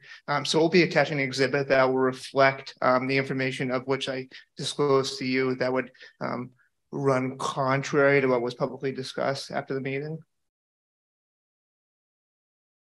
Oh, okay. So layman's terms. So I think there's perception versus reality. And you know, based upon our detailed accounting, you know, software and other information, it would reflect figures and information that that was not congruent with that shared this evening. Paraprofessionals. Yeah, let's ask, excuse me, if it's okay, Mr. Yes, go ahead, Ms. Ms. Fortson and Ms. Thibodeau, if you would speak to the process that you go through together to identify what are the specific needs of students by way of IEP, and then the process by which you identify how many paraprofessionals are needed, and then the budgetary piece that goes along with it. So, Mr. Clayman, it may be helpful for Mrs. Thibodeau and Ms. Fortson to speak to that process a little bit more in depth. Thank you. Yep. So we have a couple of processes going on. We have that fiscal piece for the cost and salaries, and then we have the requirements of special education. So, in your budget book, we identify every paraprofessional that we have in the district, and we also have our vacancies so that you'll see that in a budgetary process, what the business manager and I do is that we allocate some vacant positions for people who may move in. So we want to account for that. Another piece that people may not realize, but you may have, because we have our agreement with Mason, is that we have students coming in from Mason who we may not be aware of. So we want to make sure we may have a position for any Mason students who are coming up and have that requirement. I think that when we hear a lot of numbers, when I first came into the district a few years ago, what we did was we took every position and we put it together. So we had a full-time and a full-time, and then we had some part-times. And so you got this lump number of positions when in fact, it was not the number of FTEs or part-time. So you'll find that we're not doing that practice any longer. You'll find that we're identifying all the paraprofessionals in the district at the end of our budget book. Yeah, and Mrs. Fortson. Thank you. What we've done is it kind of starts with the special ed process. Ms. Thibodeau and Ms. McDonald go through, they have their teams and they know which students are identified for services under which IEP. So the first thing that we're doing in that process is saying, what do we need for staff to service all of these IEPs? That's going to include both people that we currently have on staff and people we're looking to hire. So we may not have all of the positions advertised that we may have budgeted. The reason being is we know if we have, I'm just going to use numbers, please don't, if we've got 20 students and they need 20 paras, then we're going to find the 20 paras. If we only have 18 on staff and we still need 2 more, it's 20 paras because that's what the IEP states. What we did at that point is we went through all of the people that we have on staff, all of the positions that we are seeking because we need to fill those IEPs. And then we kind of took a look and we said, look, in case we have students come in from Mason that we're unaware of, we want to make sure we have one there. And, inevitably every fall we'll have, or students will migrate in over the summer. And we want to make sure we have enough vacant positions to cover those and not be caught short because, it fluctuates a lot. And then what we did is we said, look, we've got 3 positions that it doesn't look like even having those added extra positions that we're going to need. So we took kind of a tact of, all right, we've hit all the IEPs, we've got a couple spares, and we feel we can do without 3 of those positions. And that's how Mr. Clayton, Ms. Thibodeau, Ms. McDonald, and I came down to where we're at. And we list all of those, whether vacant or not, by building, by years of service in our budget book. The other piece that I just wanted to explain is that if a student had a para and moved out of district, we're going to take that para and we're going to reallocate them to another need. I think earlier we talked about reallocating our resources, or if a time may decrease in a student's need in the IEP, we may then reallocate that paraprofessional as well. So it's not a one-on-one situation. And you might have heard too that across the state, across the country, it's been very, very challenging to fill paraprofessional positions. And so we have worked together to come up with more of a creative strategy of combining part-time positions to make for a more attractive full-time position, those are the full-time paraprofessional positions that we then were successful at filling in our district. Okay, thank you. Is that helpful? Yeah. All right, thank you. Tim Fine in Berkeley Place. I'd like to call the question. Thank you. The question has been called. That's not debatable. All those in favor of calling the question, please raise your card.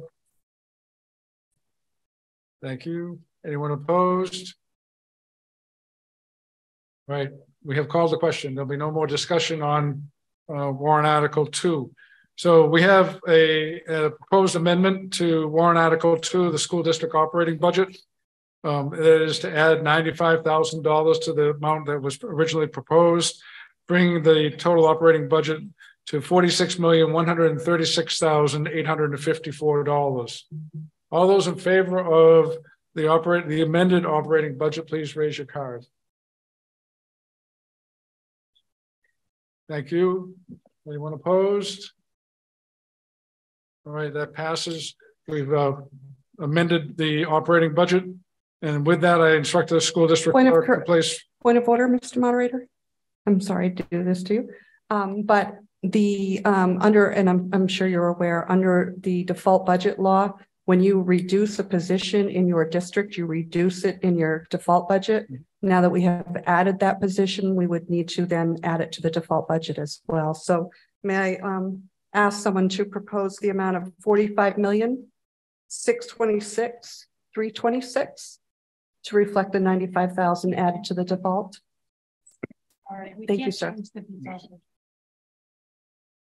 Oh, you're right. Yeah. Even though it was functions.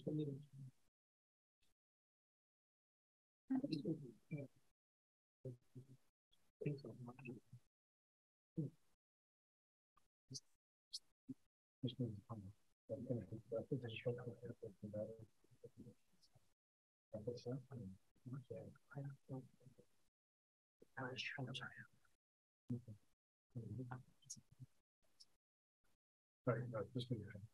right, thank you. Good point. Okay. Excuse me. Attorney Johnston has pointed out, and that, and I knew this, but it slipped my mind too, that this meeting cannot adjust the default budget. So even though the calculation is such, if it had been brought up ahead of time, that unfortunately we tonight cannot change the default budget. Okay. So it'll remain at the lower number. Thank you. Attorney Johnston is going to research the question of whether the school board can correct that between now and the printing of the ballots. And that'll be a decision that the board presumably would have to make. Yes.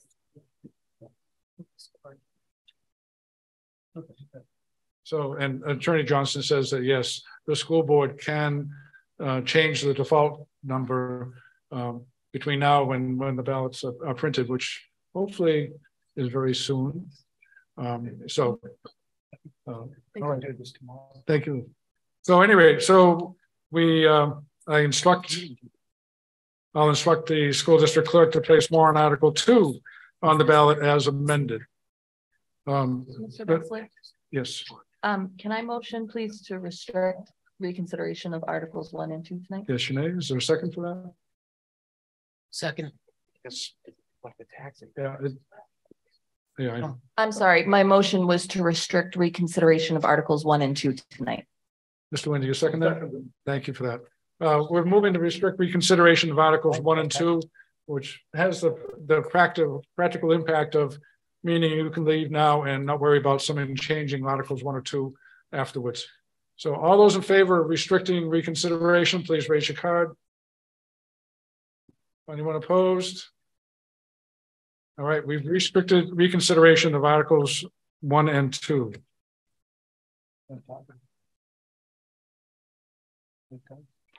Well, just before we go on to Article 3, I just want to remind you that the Championship We the People team is in the back of the room, and don't hesitate to support their fundraiser.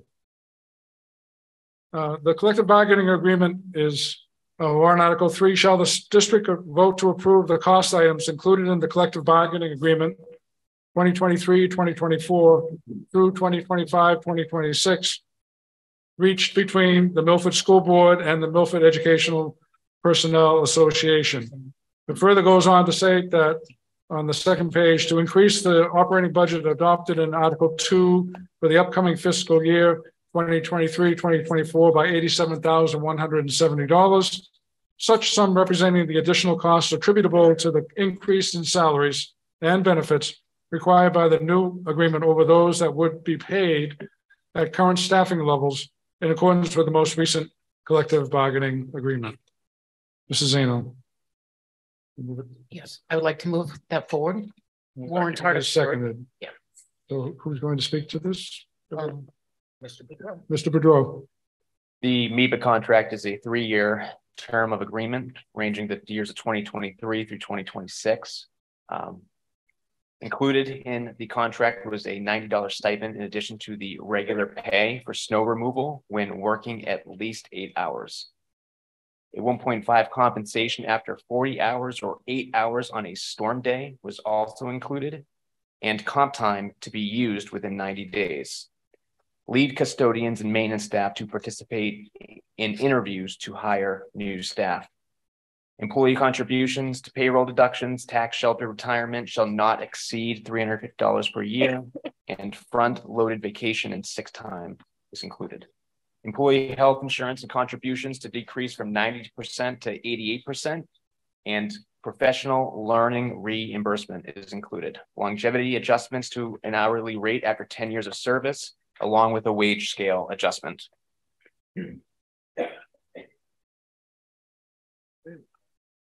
Thank you, Mrs. Marsh. The School Budget Advisory Committee recommends this Article 7-0. The SBAC believes that the board and MEPA made some excellent cost-effective changes, including normalizing district contribution to health insurance and dental insurance over the life of the agreement, and reasonable and competitive salary increases. It is the hope of the district, the board, and the SBAC that this agreement will help with the hiring qualified staff and reduce continued turnover in the department. It's a 7-0 vote, so there is no minority. All right, thank you for that. Any questions, comments?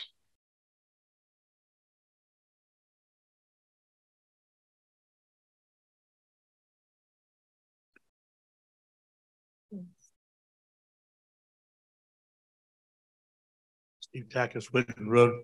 I don't want to appear ignorant, but I've been coming to these meetings for a long time. I don't ever remember seeing the Milford Educational Personnel Association. Is that a new designation or has it always been there? No, it's an existing union. It's our buildings and grounds and custodial teams. And how many employees are involved? Good question. 23. How many? 23. Okay, and these are the grounds. Is this also the grounds maintenance and also custodial? Maintenance and custodials. Yep. Okay, thanks. All right, good question. Any other questions, comments? All right. So with that, instruct the school district clerk to place warrant article 3 on the ballot as originally worded. We're on to warrant article 4, adoption of revisions for RSA 198:4-B. Shall the Milford School District vote to accept the revisions of RSA 198:4-B enacted in 2020 regarding fund balance retention? Mrs. Zeno. I make a motion to move this forward. That's seconded. Thank you.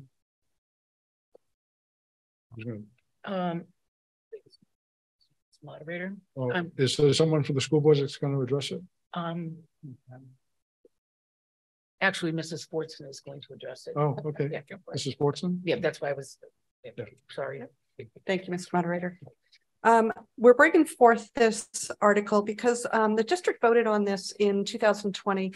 The article passed, and the wording in the article at the time, because that's the way that current wording was given at the time, was to have it put aside for emergency funds. And you would have to petition the state Department of Education in order to utilize those funds. Revisions that came out just a little bit later after we voted for this allow the same 5% fund balance or retention of 5% of your net assessed value is now that the funds can be set aside up to the 5% and the board can utilize those funds as it sees fit. And so this is just seeking to adopt this should the voters choose to do so. Yeah, sorry, new language for the RSA. So, sorry. Thank you, Mr. Boudreau. Mr. Moderator, I would look to add language to the bottom of this warrant article to add some clarification to everybody. Okay. The previous language allows the school board to withhold up to 5% of the net assessed value, where the new language allows up to 2.5% of the net assessed value. No, it's still 5. So, okay, so I just wanted to add that the language allows up to 5%. It also requires that the board hold a public hearing and give 7 days notice, and that general funds, prior to expending the general funds, among other revisions. And then also to add that all other trusts will be funded prior to the amount being eligible, 5% being eligible. Meaning that the trusts that we have in other warrant articles, if those are funded as well, those will be funded prior to the net assessed value 5% being, I guess, calculated. So you have an amendment? Well, I'd like to add an informational line to the bottom. Are you making an amendment to the article? Yes. Yep. Then we'll need a second for that. Second. That is seconded, thank you. And I'll need a copy of it for the clerk, and so I can read it too.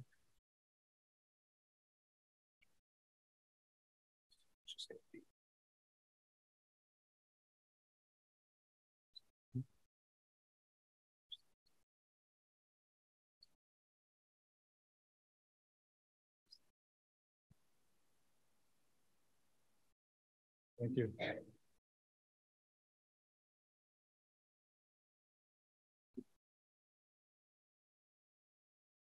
Okay, so the proposed amendment adds another sentence after the question that is the article itself. And it reads, previous language allows school board to withhold up to 5% net asset value. Net assessed value. Net assessed value, thank you. Previous language requires that board hold public hearing with 7 days notice prior to expending general funds, among other revisions. All other trusts are funded prior to the amount eligible for retainment is calculated. We have a second on that, Mrs. Marsh. Well, my statement is based on what it was before the amendment, but I'm going to read it anyway. The School Budget Advisory Committee recommends 7-0. The SBAC believes adopting this language will give the district flexibility in decision-making for the operational needs of the district, specifically because currently, though the district hasn't retained any funds, if they did, it would have to be specifically for emergency purposes and requires approval from the Department of Education, taking the flexibility away from the district to be able to use the funds for what they're needed for.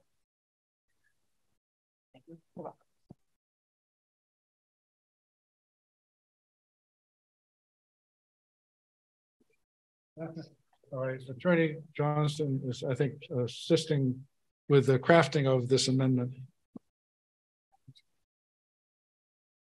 So we'll take a pause here while she's working on that, if you don't mind.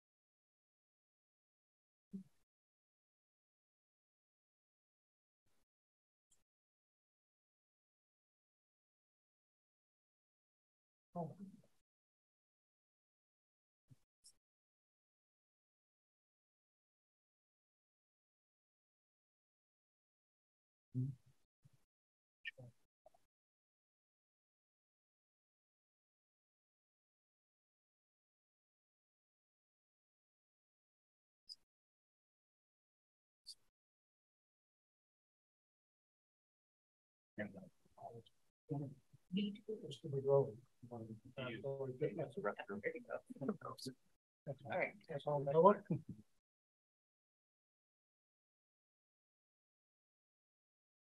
just trying to need to make sure you're not doing what you intend, but with the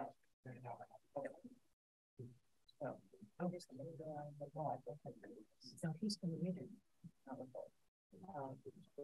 The new language requires the order.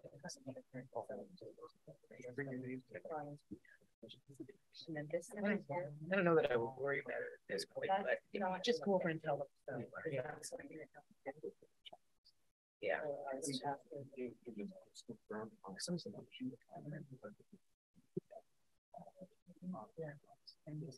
Hi, Judy. You could try me. Yeah. Okay, got it. All right. That one.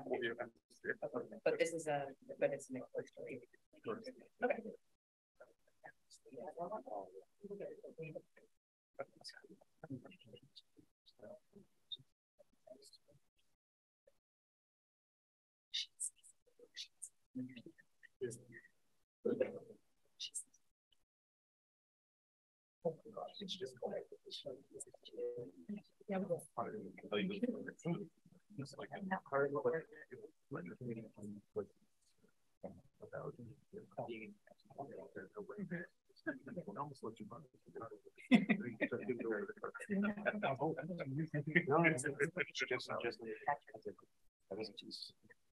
You don't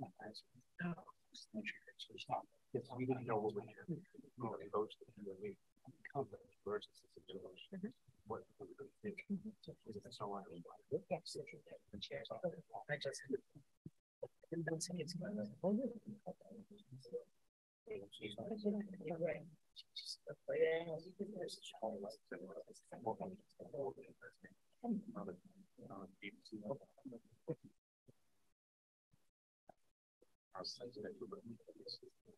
you go. Mine's Monday.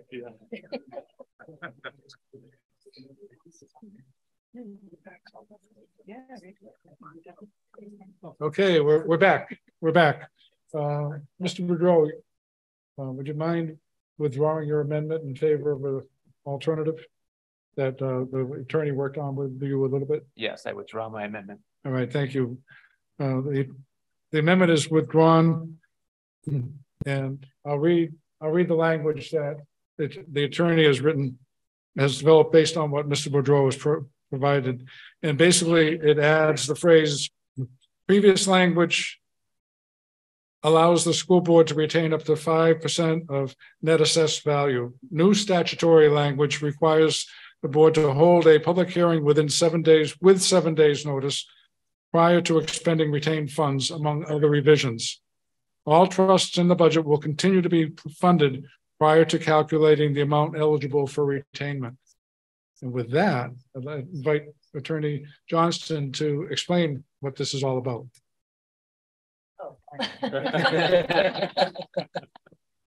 Sure. My name is Christine Johnston. I'm the school district attorney. What the amendment was about? Oh, okay. As was explained already, the law was changed to give more flexibility to the school districts in the way that they can spend the money that they retain out of the unexpended fund balance at the end of the year. There's no requirement to retain it, it's an option. But the district has to adopt the new option that was put into the statute. It doesn't automatically apply just because you adopted that statute several years ago. So this is a cleanup article, essentially, to adopt the language that was put into the law after you did it the first time. And all I was doing was trying to correct the language to make it reflect what the statute actually says. And I'm sorry for being nitpicky about that. I was going to say, I appreciate it. So that's moved and seconded, is it? Second. Yeah, second. All right. Any questions? Mr. Daniels. Gary Daniels, Winton Road. I guess, first of all, I'd like to know net assessed value of what? The school, the town? Yeah, Mrs. Fortson.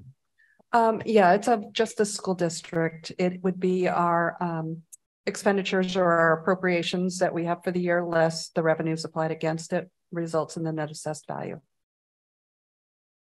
And is it possible to change the 5% to a figure? Because voters coming in looking at 5%, they don't 5% of what? They don't know what they're voting on. I think that might take a different vote. I didn't think so. Yeah, we had voted the 5% back in 2020 in March. And it's an up to 5%. For instance, this year, the amount of fund balance that we returned to the voters was lower than the amount of the 5%. So we wouldn't have even done the full 5% because it wouldn't have been available. And can I ask how much you returned? $1,488,880. 5% would have resulted in $1,554,276. Can I have those figures again? Yep. The fund balance, $1,488,880. 880. Yep, and the 5% of net assessed value, $1,554,276. And I have no problem providing this. I can get you a copy. This is from the Department of Revenue. Okay, is there something in the voter's guide that is going to be more descriptive so that we understand what these figures are that we're voting on? We're actually voting on the wording. I'm not sure as far as the figures. Yeah. I'm just saying, if somebody comes to and takes a ballot and they look at this question and they're saying that let the school board keep 5% of the net assessed value. I'll bet 99% of the people would not know what it is they're voting.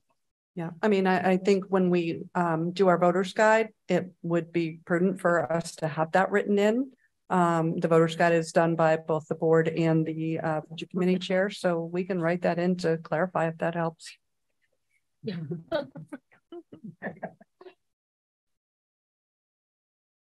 And I guess the other one maybe That's a clarifying question for Mr. Daniels. My question's for him.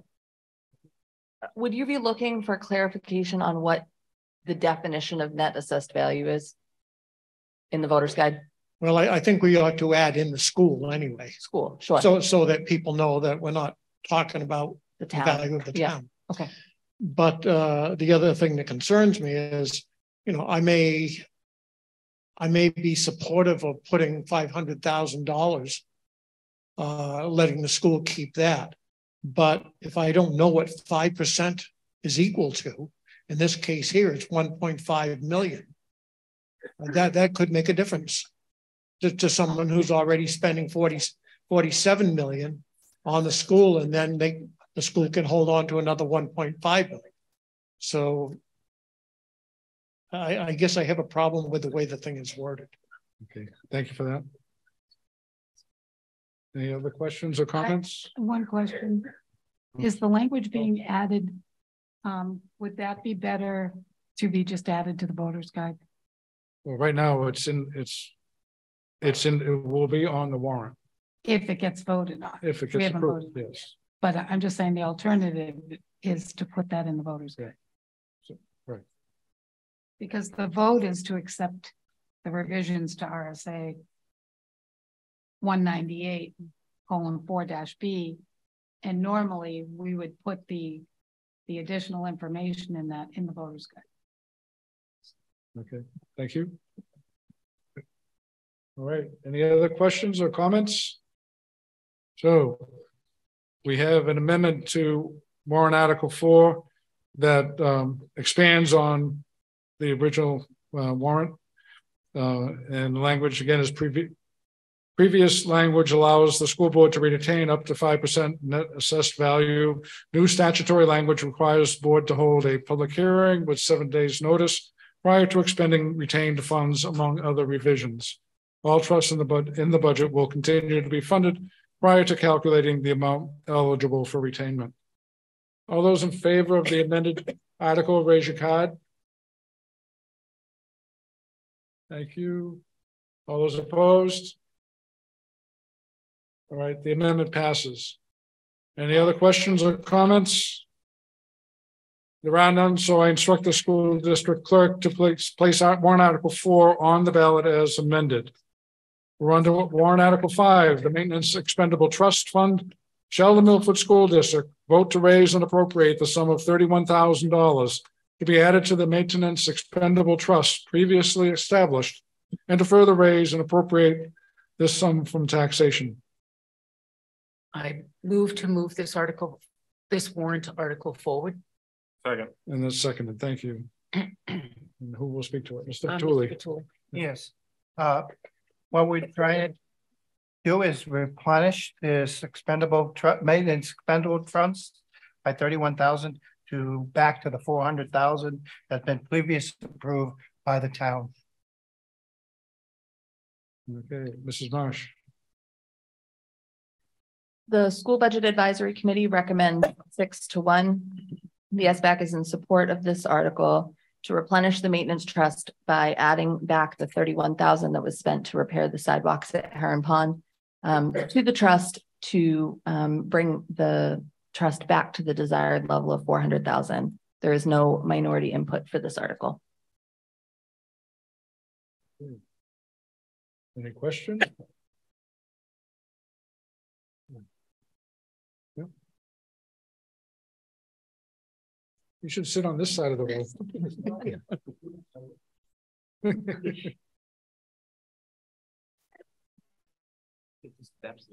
This is Steve Tacker, Swinton Road. Besides, this will be the last time I get up here, I think.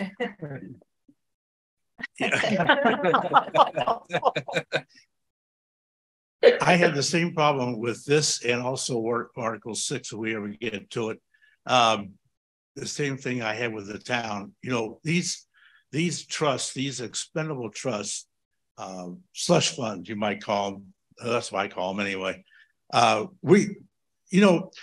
The population of Milford is getting more and more fixed income people.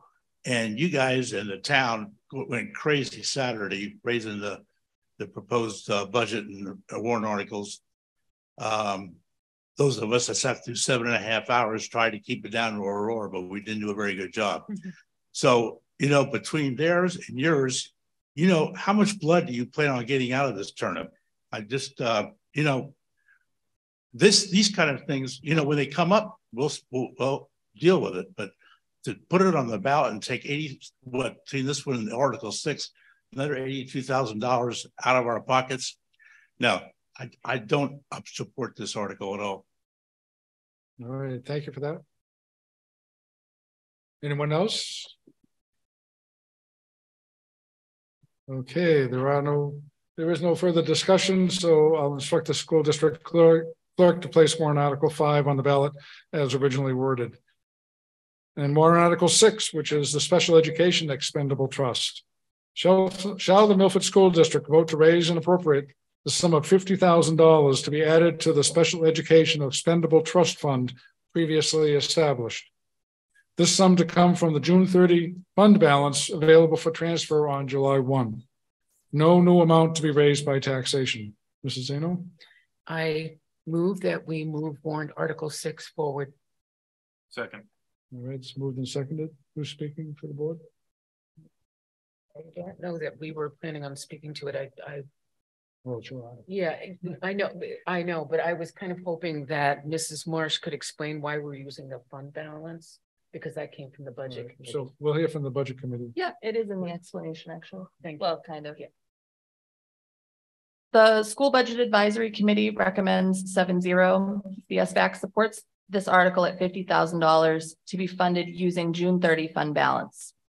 The SBAC highlights the critical importance of creating a reserve for large unexpected special ed expenses, such as new high-cost students moving in to the district, the need to hire additional special education staff. We discussed earlier the ebbs and flows of special ed paraeducators, or contracted services, or continued unexpected increases in transportation costs. The balance of the trust is currently $250,000, and this $50,000 will move it closer to the desired level of $350,000. The SBAC recognizes that the request does not have a tax impact in terms of raising and appropriating additional funds, but it does mean that there is a $50,000 loss of return to the taxpayer from the available fund balance. Thank you. James raising her hand. Mr. Fortson. Yeah, Mr. Moderator, not sure my place in doing this. I have highlighted on the slide, this article has no tax impact. It's the very last line. I know it was a concern of, especially the SBAC committee, that is on there. And I highlighted in case someone wanted to move to remove that, just so that it's clear as far as consistency. In each of these, I have listed the tax impact. This one, even though there's dollars in it, it'll say nothing, because there is no new taxation. So I just want to make sure that people are aware the reason it says no tax impact is there is no tax impact. The other articles will have a tax impact. But I wanted to make that clear only because I know it was a concern. And it does say in the body, as it legally has to, that there is no new monies being appropriated. So I just wanted to bring that up as an option. Not being a voter, I wasn't sure of my standing to do so, but I did hear people. Mrs. Dodgy. One comment. Can you talk to? Yeah, one comment. The majority vote required is not necessary. I'm sorry, what? Majority vote required.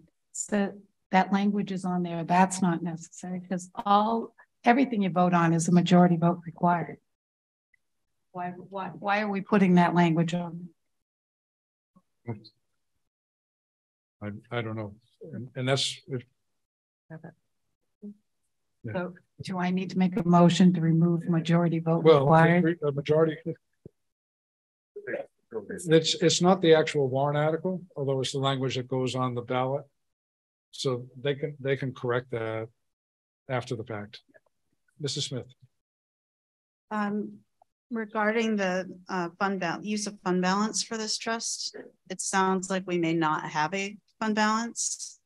So I guess I'm curious about the level of concern for not potentially being able to add 50,000 to this fund. Is there any?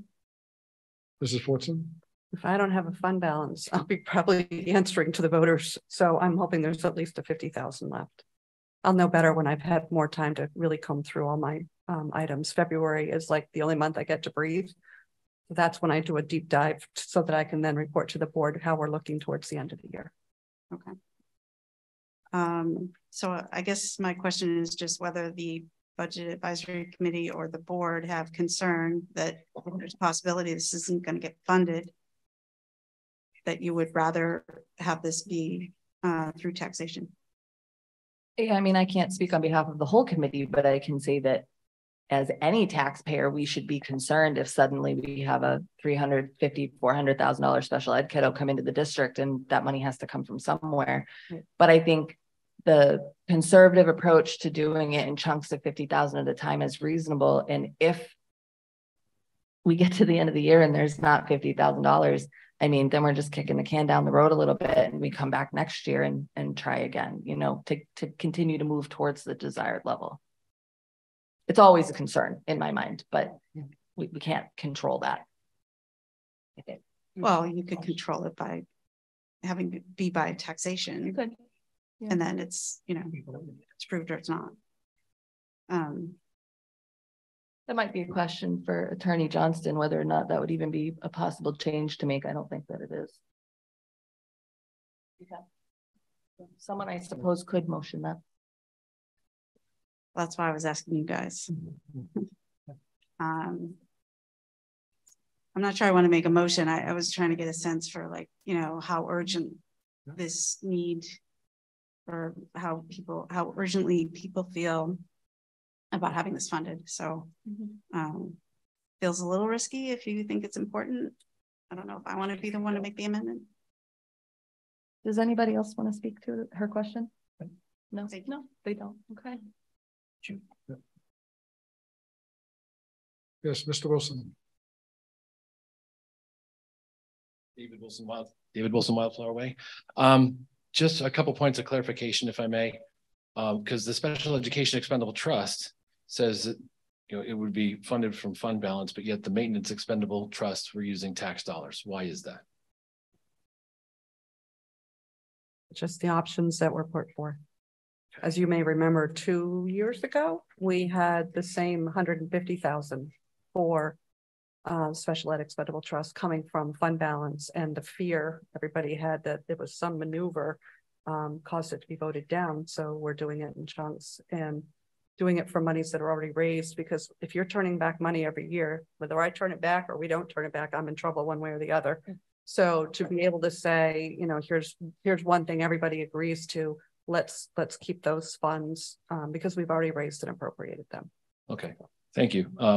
Extra point, clarifying question, if I may, is for the special education funds of the 50,000, is this to increase Acadia or replenish funds used? This is to increase it. We had initially hoped to have 350,000 in there when this was set up 4 years ago. Right. And so now, short the 150 that did not get passed 1 year. Last year we passed 50. This 50 would bring it up to 300, and then we'd have another 50 to get it to the desired amount. Okay.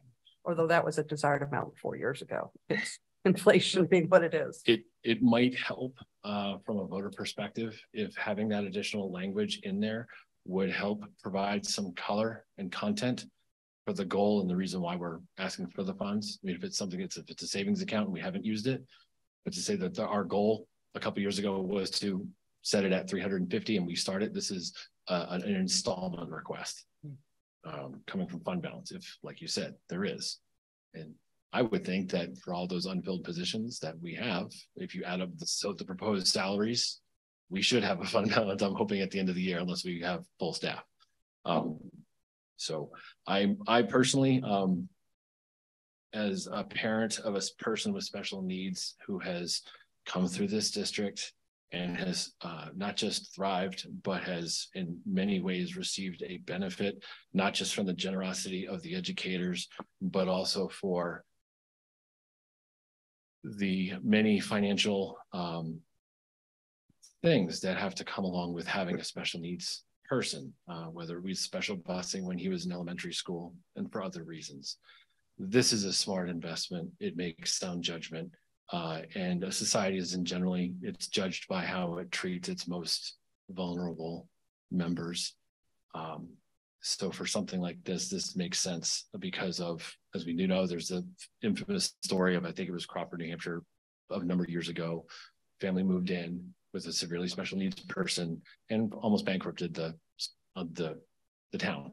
So to increase this, obviously it has certain needs, just like the people do, and you never know what can move in. So this makes total sense. Thank you. All right, thank you. Mr. Moderator? Yes, Mr. Boudreau. I'd like to put forth a motion to amend the language and to add the desired balance for this trust is $350,000, and to remove this article has no tax impact. Second. All right, thank you. Can I make a comment to Mr. Boudreau about his amendment? Yeah, no, I'm going to ask him to explain it first. All right. So I have to agree with the gentleman who just spoke about it being more palatable to the taxpayer, and knowing that we're not replenishing and that we're trying to achieve a goal is the purpose. And the no tax impact portion, I know there's disagreements on this, but there is a tax impact. It's just not no new tax. No new tax impact, correct. I would amend it to no new suggest it amend it to no new tax impact. That's already in there. It's already in there. It's required wording. Okay, so, yes, go right ahead. Oh, I just wanted to sort of jump off of what Mr. Wilson said. When it comes to students that maybe require out of district placement, that can be very expensive for a district and cost up to $100,000 per student or more. So knowing that we have this fund available, that is not what we would like it to be. I think is important to understand that there could be one very needy student that for our district would be very expensive that we need to cover. So to understand that aspect of students with different learning needs is important.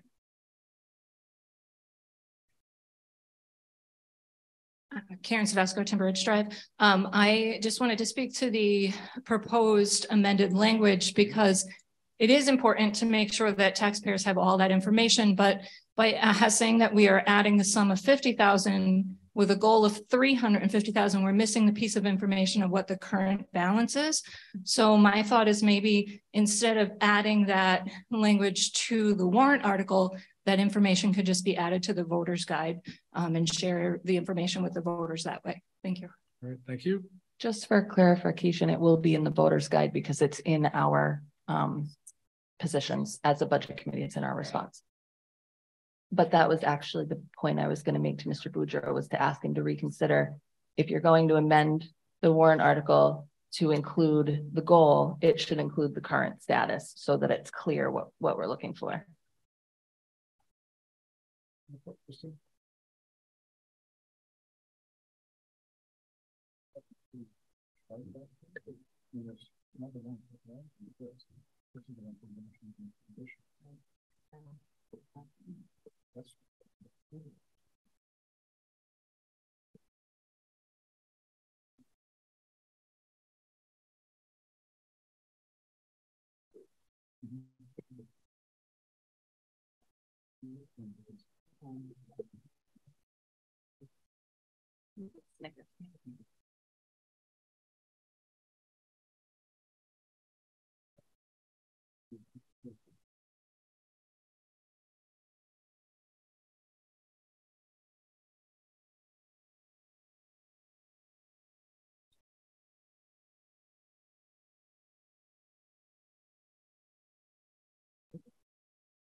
Well,